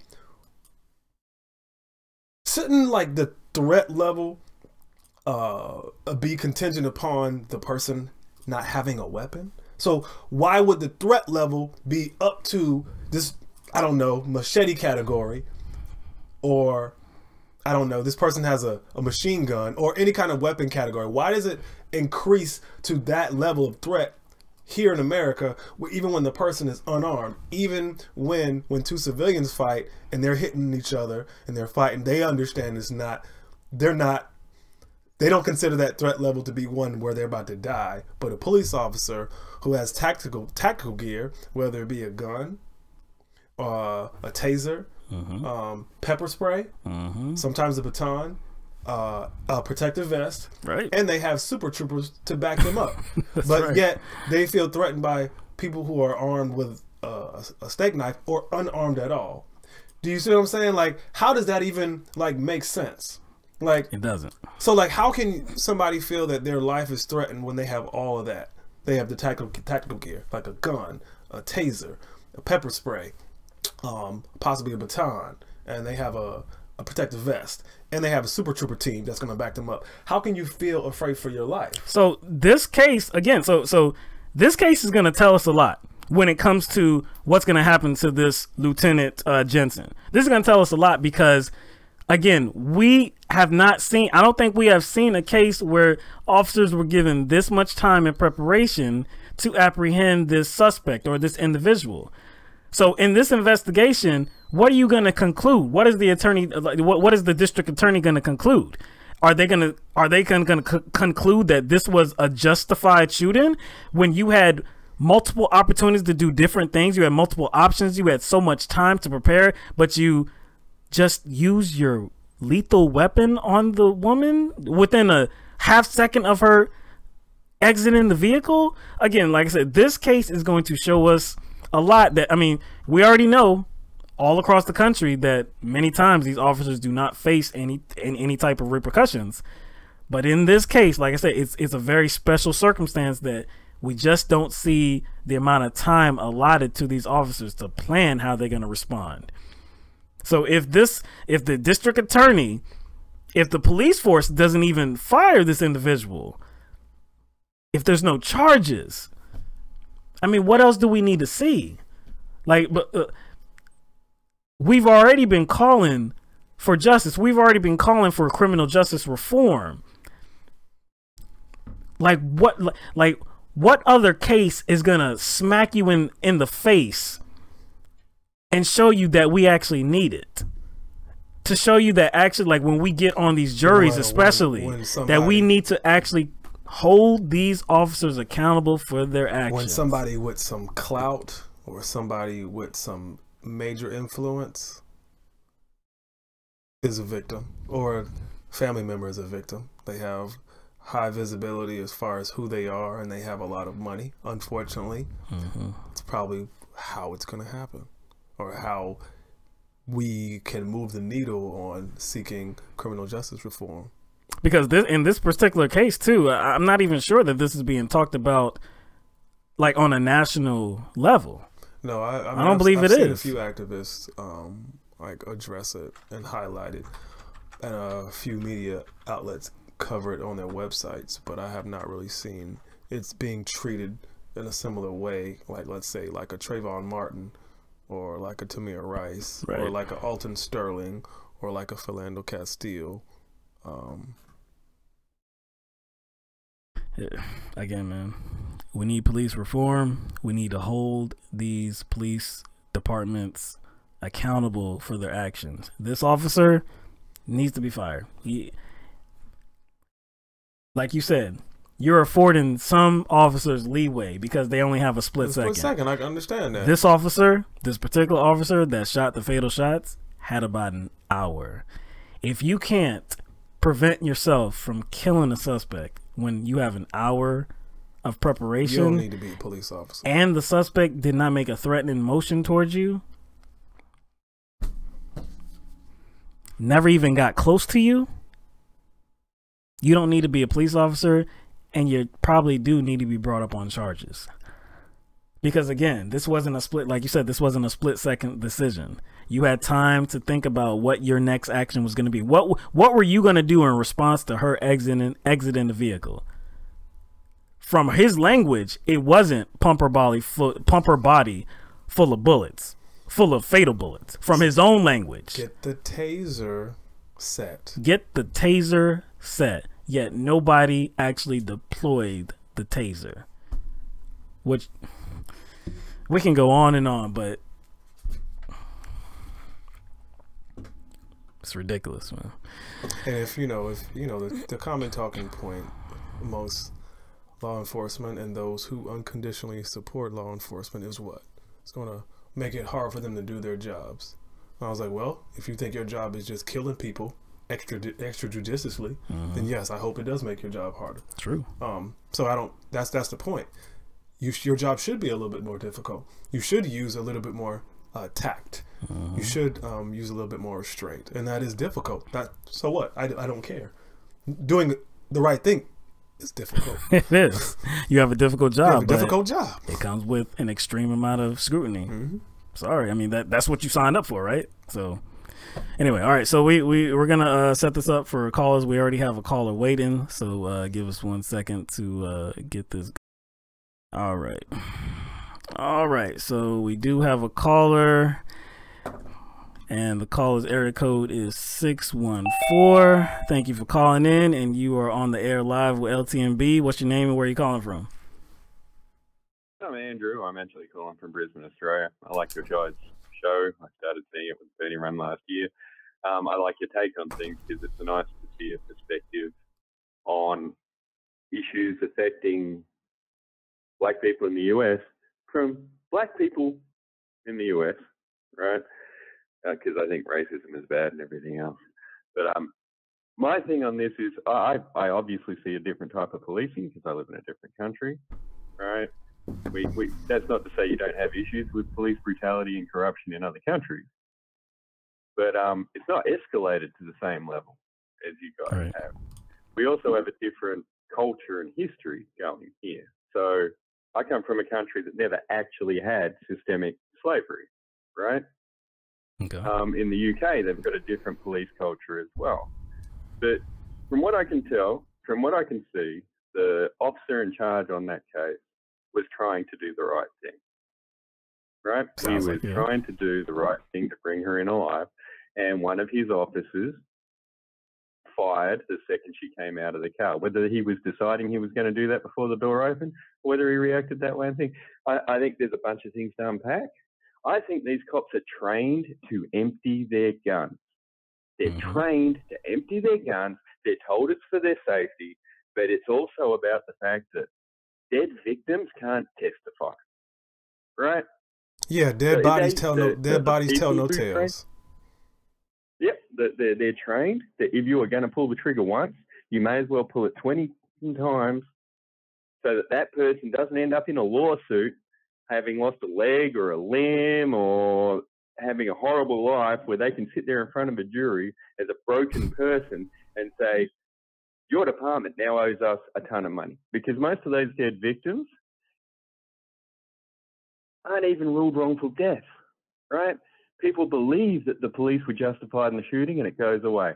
Then the few cases where they get caught out, you're going to tell me the payout for someone who's a wrongful death to their family is anything like the payout for someone who is genuinely alive and obviously a victim and able to speak with their own voice in court? No, and that's a management decision. That's a decision people make who have access to data, who have access to experience, who know how to set up procedures and know how to examine things after the fact. And it is an intentional choice to train these police that way, right? That's the first point. There's also personal responsibility on the cops that had their lethal weapons drawn and pointed at that door when the door opened, when they had a commander on site telling them we're opening with the taser and whatever the 40 is, right? So to be honest, look, I want to give the officer in charge some credit. He genuinely seemed to be trying to bring this woman in without killing her, right?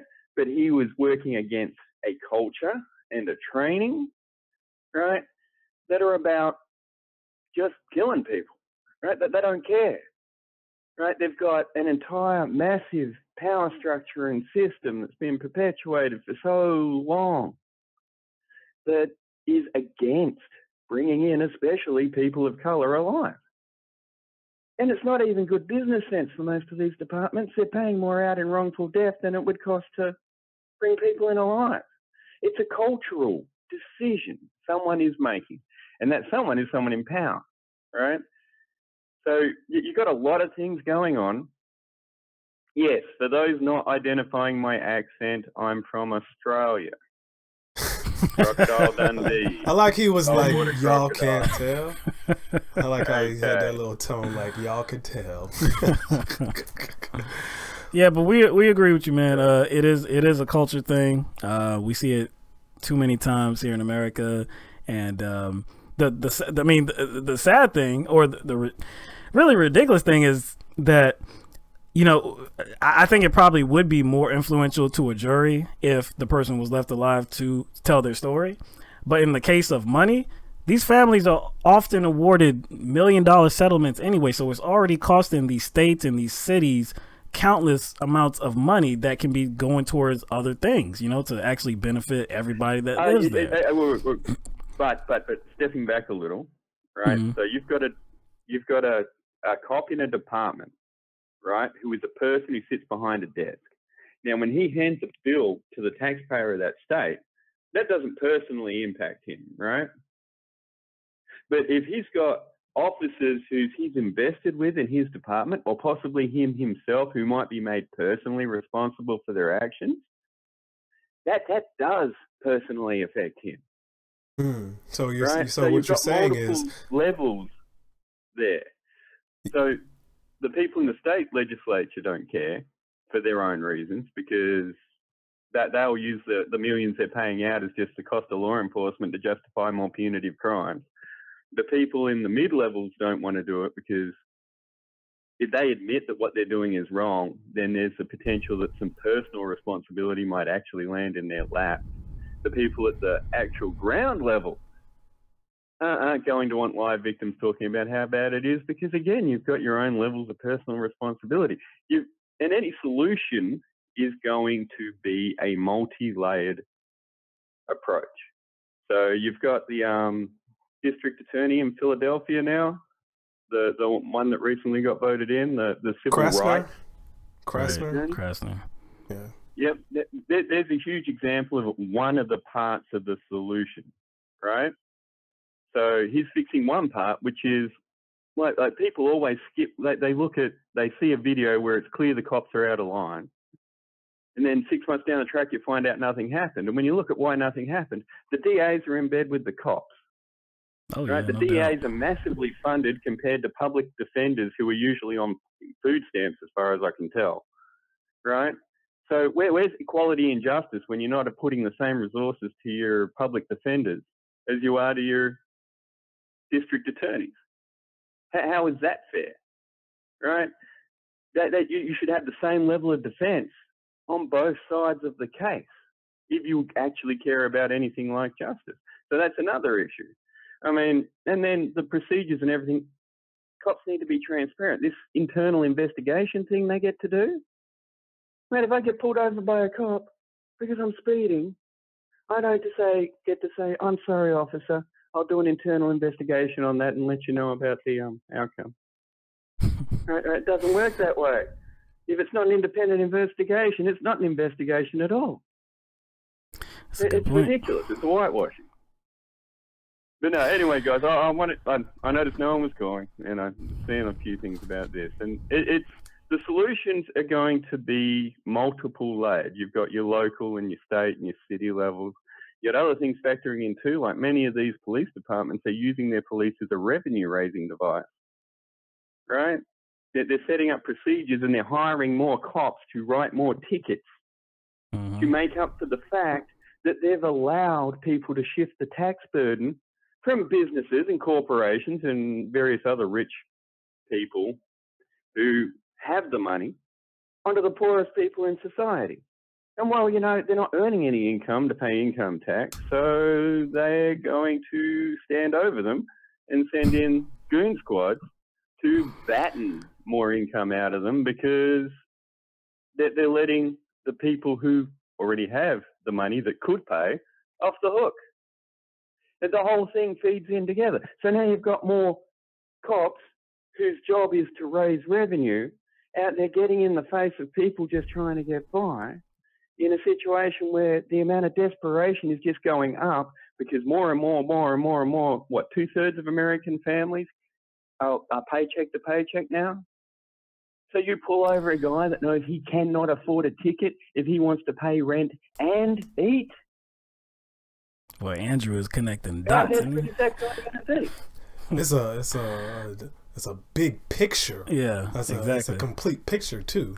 Yeah. So he's connecting the dots and creating a complete picture, and we really appreciate that, Andrew. We really appreciate your call, and we're glad to know that we have someone who tunes into the show from Australia, and I do think your call was probably more important tonight, considering the subject matter of guns, and not just guns, but how it connects to police, a lot of different things. Yeah, so we really appreciate your call, Ben. Well, and we actually the other thing, it's nice to show some solidarity sometimes. Look, you're not, believe it or not, people do notice, right? So a lot of these communities that are being oppressed are thinking, why does no one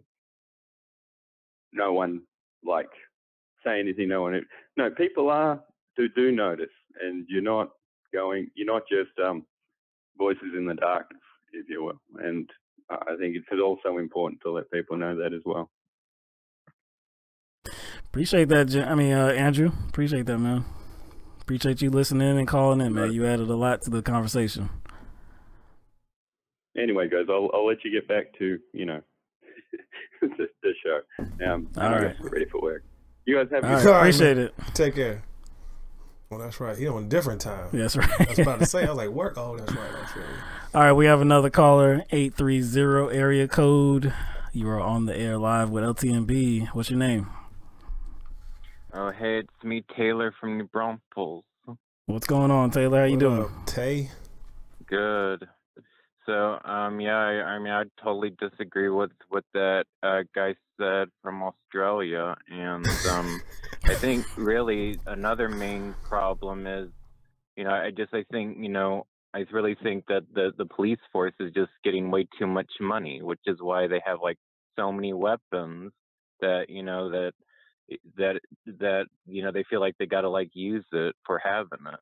And it's the same way with our military. Our military gets so much money, where they get so many weapons, where they feel like where they move from like being into defense to going to like offense.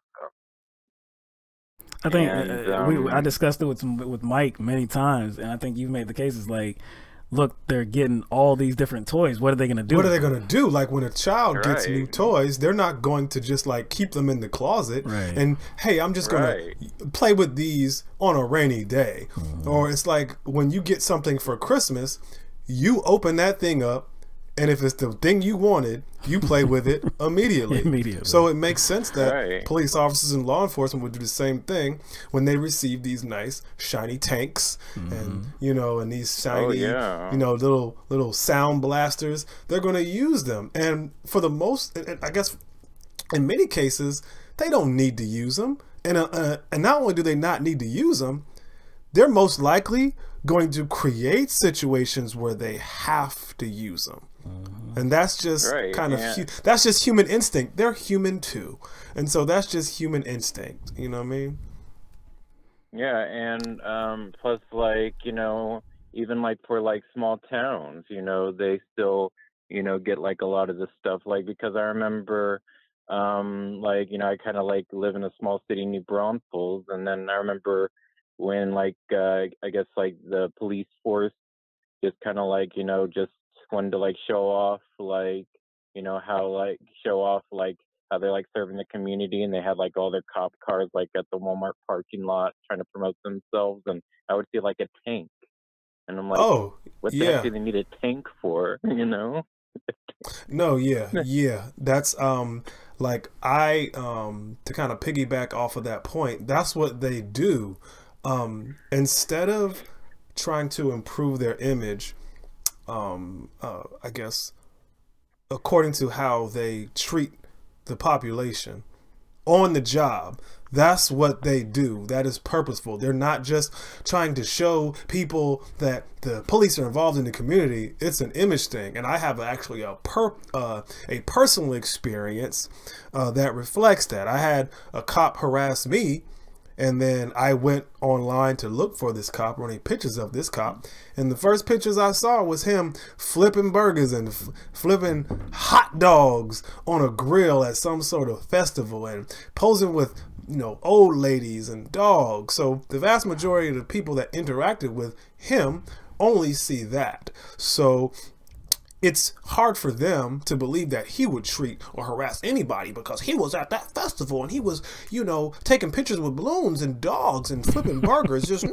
way he could. The elderly. So, I have a personal experience with that. And that is pretty much, I'm glad you brought that up, because that's no different than what politicians do when they need to build their image back up or create a very soft image, and that does have an effect on the public, and that has an effect on like how many voices that are out there that actually think that there needs to be criminal justice reform and not just police reform. But again, Tay, we appreciate your call again. You're probably on the top. You're probably on the top as far as the number of times people have called, and we really do appreciate it, because we do love your voice and we love your perspective, and we appreciate you always giving something to the program, man. Yeah, man. All right, well, thank you too. I love being, I love, like helping out your show too. All right, appreciate that. All right, man. Have a good night, man. All right, you too. Bye. I think, and I think I've said it so many different times that we respect the profession of law enforcement. We understand that it's a taxing job. It calls on a high level of responsibility.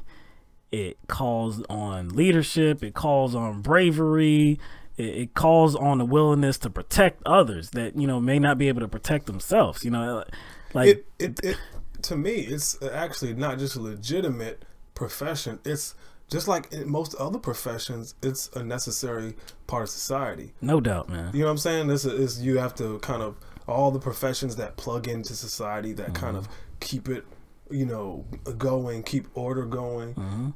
That profession is necessary, and that's why many times I have called for this particular profession to be one of the professions that leads the way in salaries. You know, it should be at the top of the list of earners.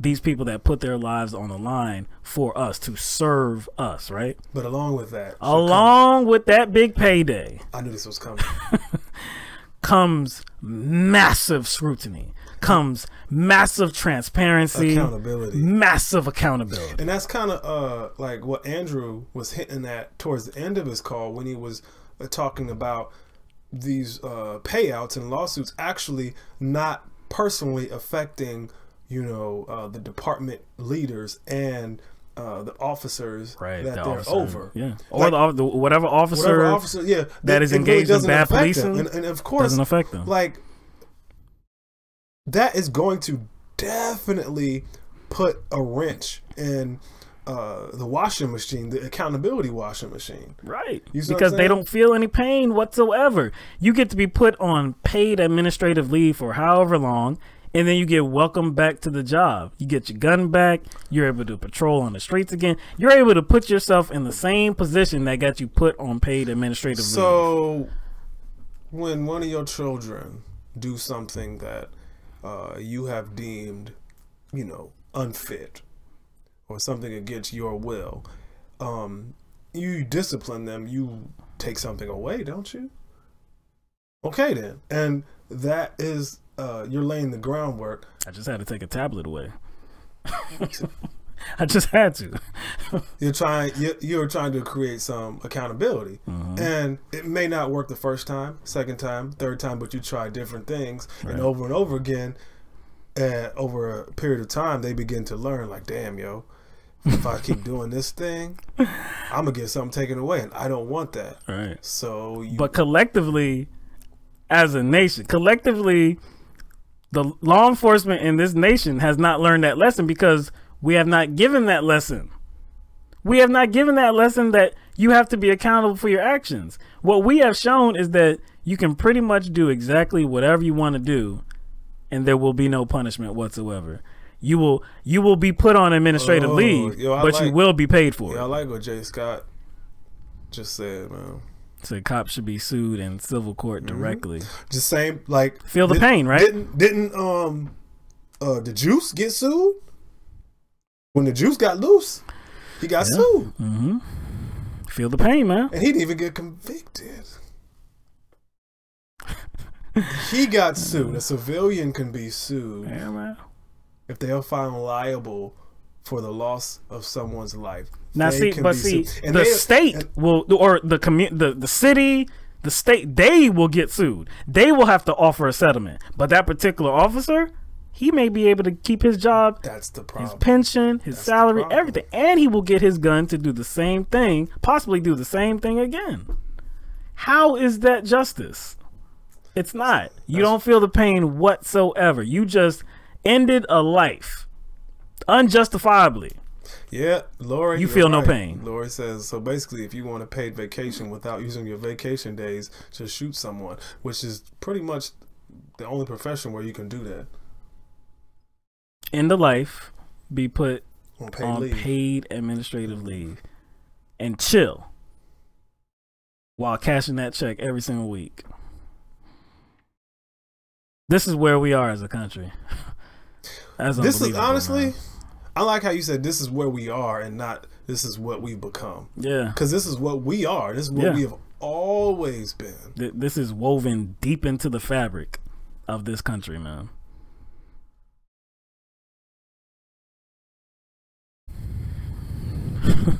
Welcome to the Wild Wild West. Yep. It never ended. Exactly. It never even ended. It's like, it's the same thing like when we talk about corruption in the government.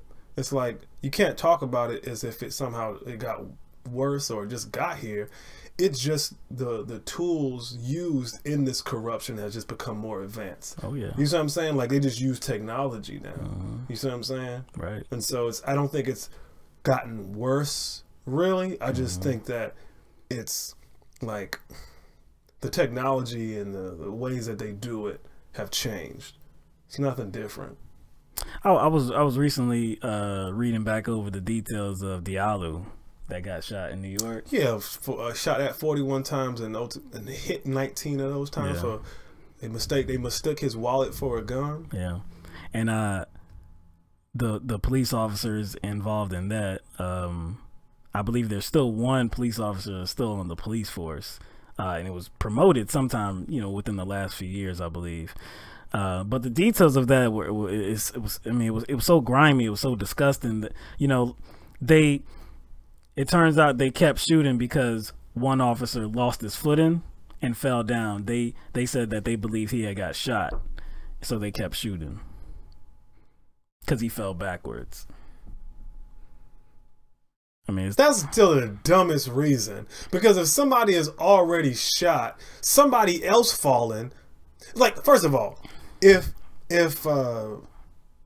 I'm in, if you put like, if I'm in Diallo's position and I'm the one that's being shot at and I fall, right? I'm already down on the ground. It's obvious I'm down on the ground and severely hampered by the gunshots that just entered my body.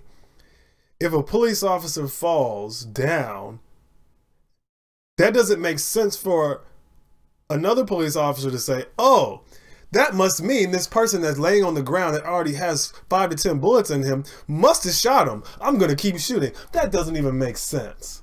It doesn't even make sense. Someone's already down on the ground. They've already been shot. Yeah. How does that even make sense?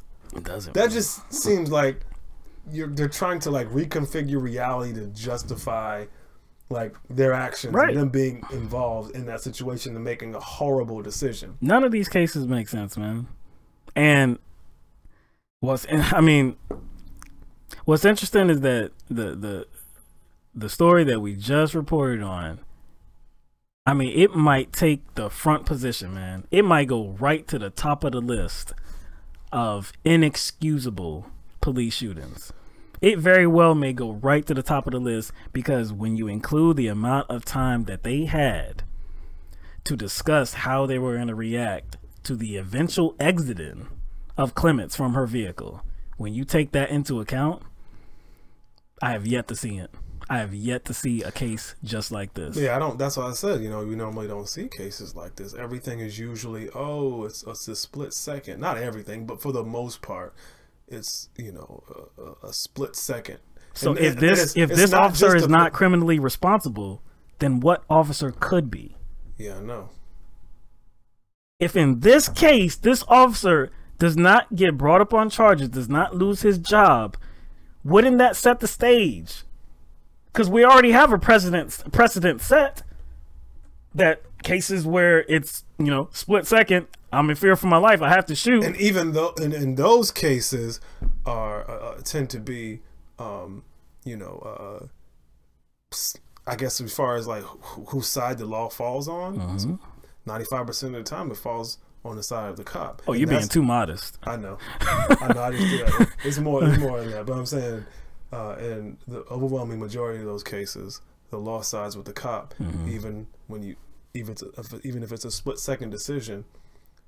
So in a case like this, where it's obviously not a split second, if this officer does not face punishment for his actions, and so it's not even it's not even the fact that they had an hour to prepare and it wasn't a split second decision. It was the fact that he didn't even comply with his superior. He didn't comply with the plan.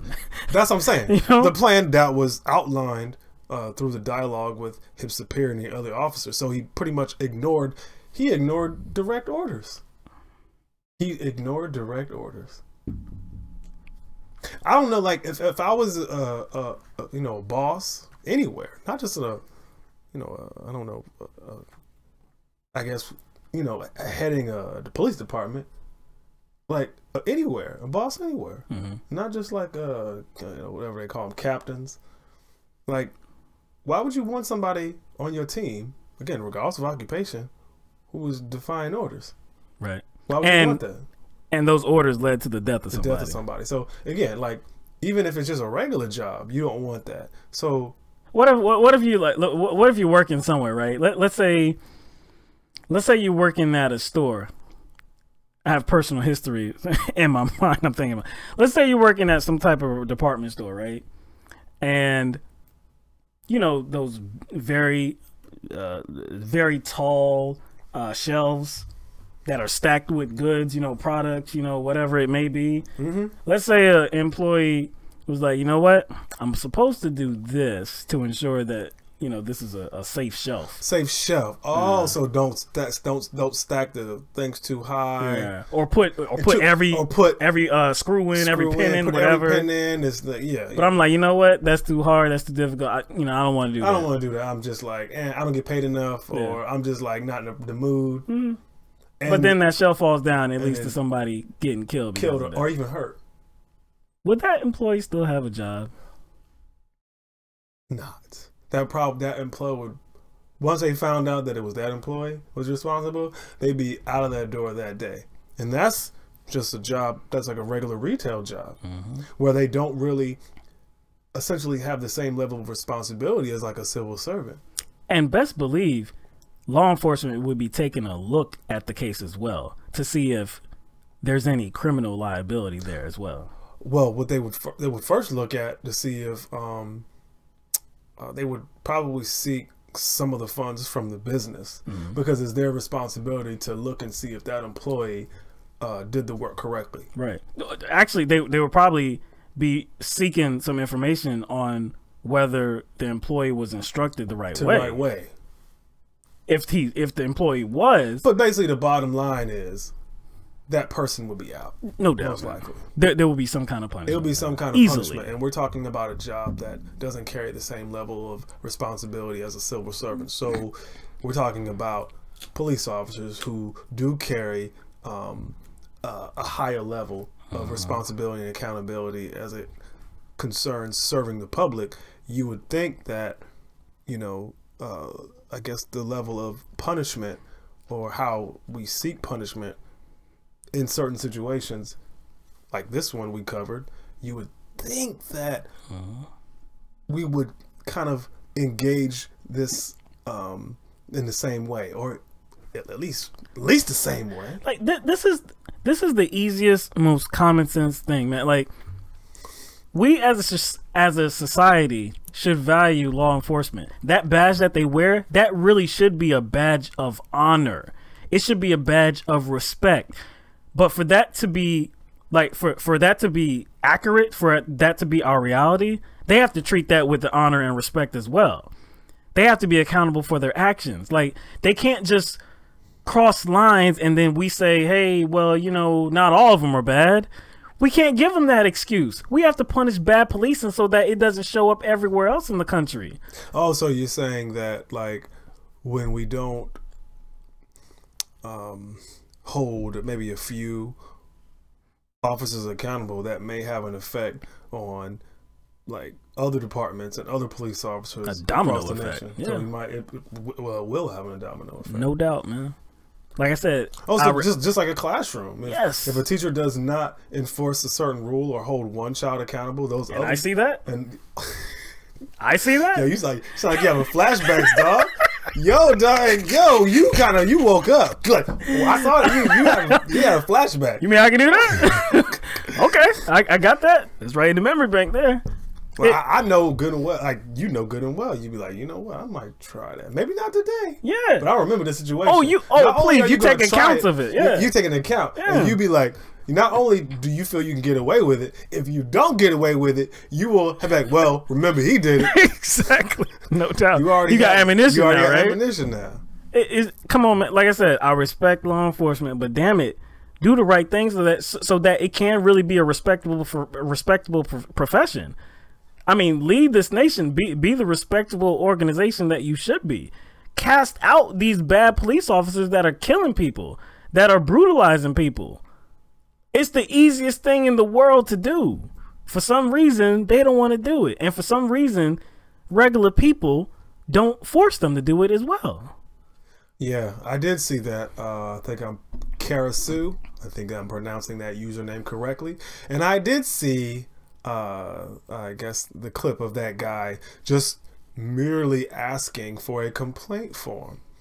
And he pretty much. Oh yeah, I saw that. That was in Florida. That was years ago. That was years ago. But that was many years ago. Basically, it was crazy. And he the was aggressiveness of those officers, wanting the individual to be like, all right, who's it against? What's it about? What, you got to tell me something. Like, nah, just what's the process? What's the process? I didn't ask you all that. And my thing, it was like, he was almost proving the guy's case right there of why he needed the form in the first place. You know what I'm saying? Exactly. It was like he needed 2 forms. He needed 2 forms. I was like, one for what was in his head, and 2 for you. 2 for, I know, right? Another one for your ass, man. Exactly. That was very eye-opening, and it just seemed as if, like, on the surface, because see, on the surface, people could say, well, it looked like, he may have been trying to solve this in-house. Yeah. He may have been trying to get down to the bottom of this so he can address it. But then when you start to see the police officer, because it was I don't know if it was I don't know what the levels of the rank are, but it was, I guess, the captain of that department or whatever. I don't know what the rankings are, but it was the person who was in charge of that department.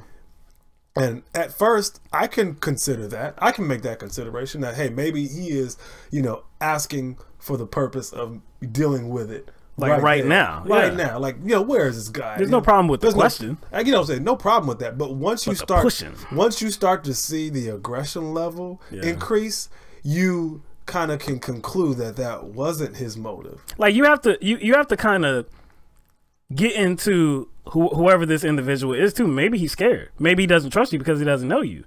So just lay out the process. If you can't get that individual to come forward and actually tell you his claim, just lay out the process, because there should be an official process. And he may not, again, he may not trust you. That's what I said. Yeah. He may not trust you. Why pressure them? So, like, why pressure obviously, he's talking about individuals who under your purview. So the guy is smart in that he doesn't want to, like, deliver any kind of testimony at that moment, right? Because, like, he doesn't know what you're gonna do with it. He doesn't know what you're gonna do with it, and he doesn't know you. The complaint is against guys that are under you, so it might reflect against you. Again, that was eye opening to see. He was going to do an internal investigation. I think it happened like in the early 2000s or something like that. I know it had been making the rounds on social media somewhat recently, but I looked at it. It actually did happen probably a decade ago or something like that, and it was highlighted by I don't know what channel, maybe ABC News or something like that. I can't remember what channel had did that, but it was eye opening to see that. But all right, I think we're gonna get out of here. Yeah, and it's almost 10 o'clock. So right. Yeah, we have some. Well, there's been a few contributions. Aaron Barnett twice contributed to the stream today. Thank you very much. And Jeremiah. These two are always supporting us, always active in the chat, and always contributing financially to us. So big shout out to both of them, Aaron and Jeremiah. They are essentially contributing to the expansion of the show, and we got plans. Exactly. Also on patreon.com, we have a new patron in Zay Garcia. So that's a name that we have seen that multiple times as well. So Zay, thank you very much for supporting us and contributing financially again, because hey, when somebody contributes their money, their hard-earned money, man, that, like I said, no matter how much it is, that lets us know that you do actually believe in us and you support us wholeheartedly, man. $5, man. If it's $1, man. I know, man. $5, that's a doggone. I don't know, that's a McDonald's value meal. Exactly. And today's, you know what I'm saying? Today's day, man. Well, today's day. That's a gallon and a half of gas. I'm saying, what I'm saying? Man. Like I get, that's something, man. That's what I'm saying, man. Because we know times are hard for many people, man. The economy is not what it should be. So yeah. So the money don't go as far as it used to. No, it does not. So if you are willing to offer anything to us, like I said, we are extremely appreciative, and we're gonna take that and hopefully do some really good things. Yeah, for this program. True that. Like we have to basically respond in kind for people who are giving up a 20-ounce caramel macchiato for us. Really appreciate that. No doubt, man. Some kind of the number one at whatever. Yeah, whatever they have, man. Little Debbie cakes. You know what I'm saying? That's what they like. Hey, $5, 2 boxes of Little Debbie cakes. You giving that up, man. People got kids. People for real, man. Like I said, man, money is tight, man. But like I said, I think we're gonna get out of here. I think we had a very good program tonight. We had some good callers, and Andrew and Taylor. Thank you again for contributing to the stream with your voice and letting your ideas be heard. It always elevates our program. So we hope that you call again in the future.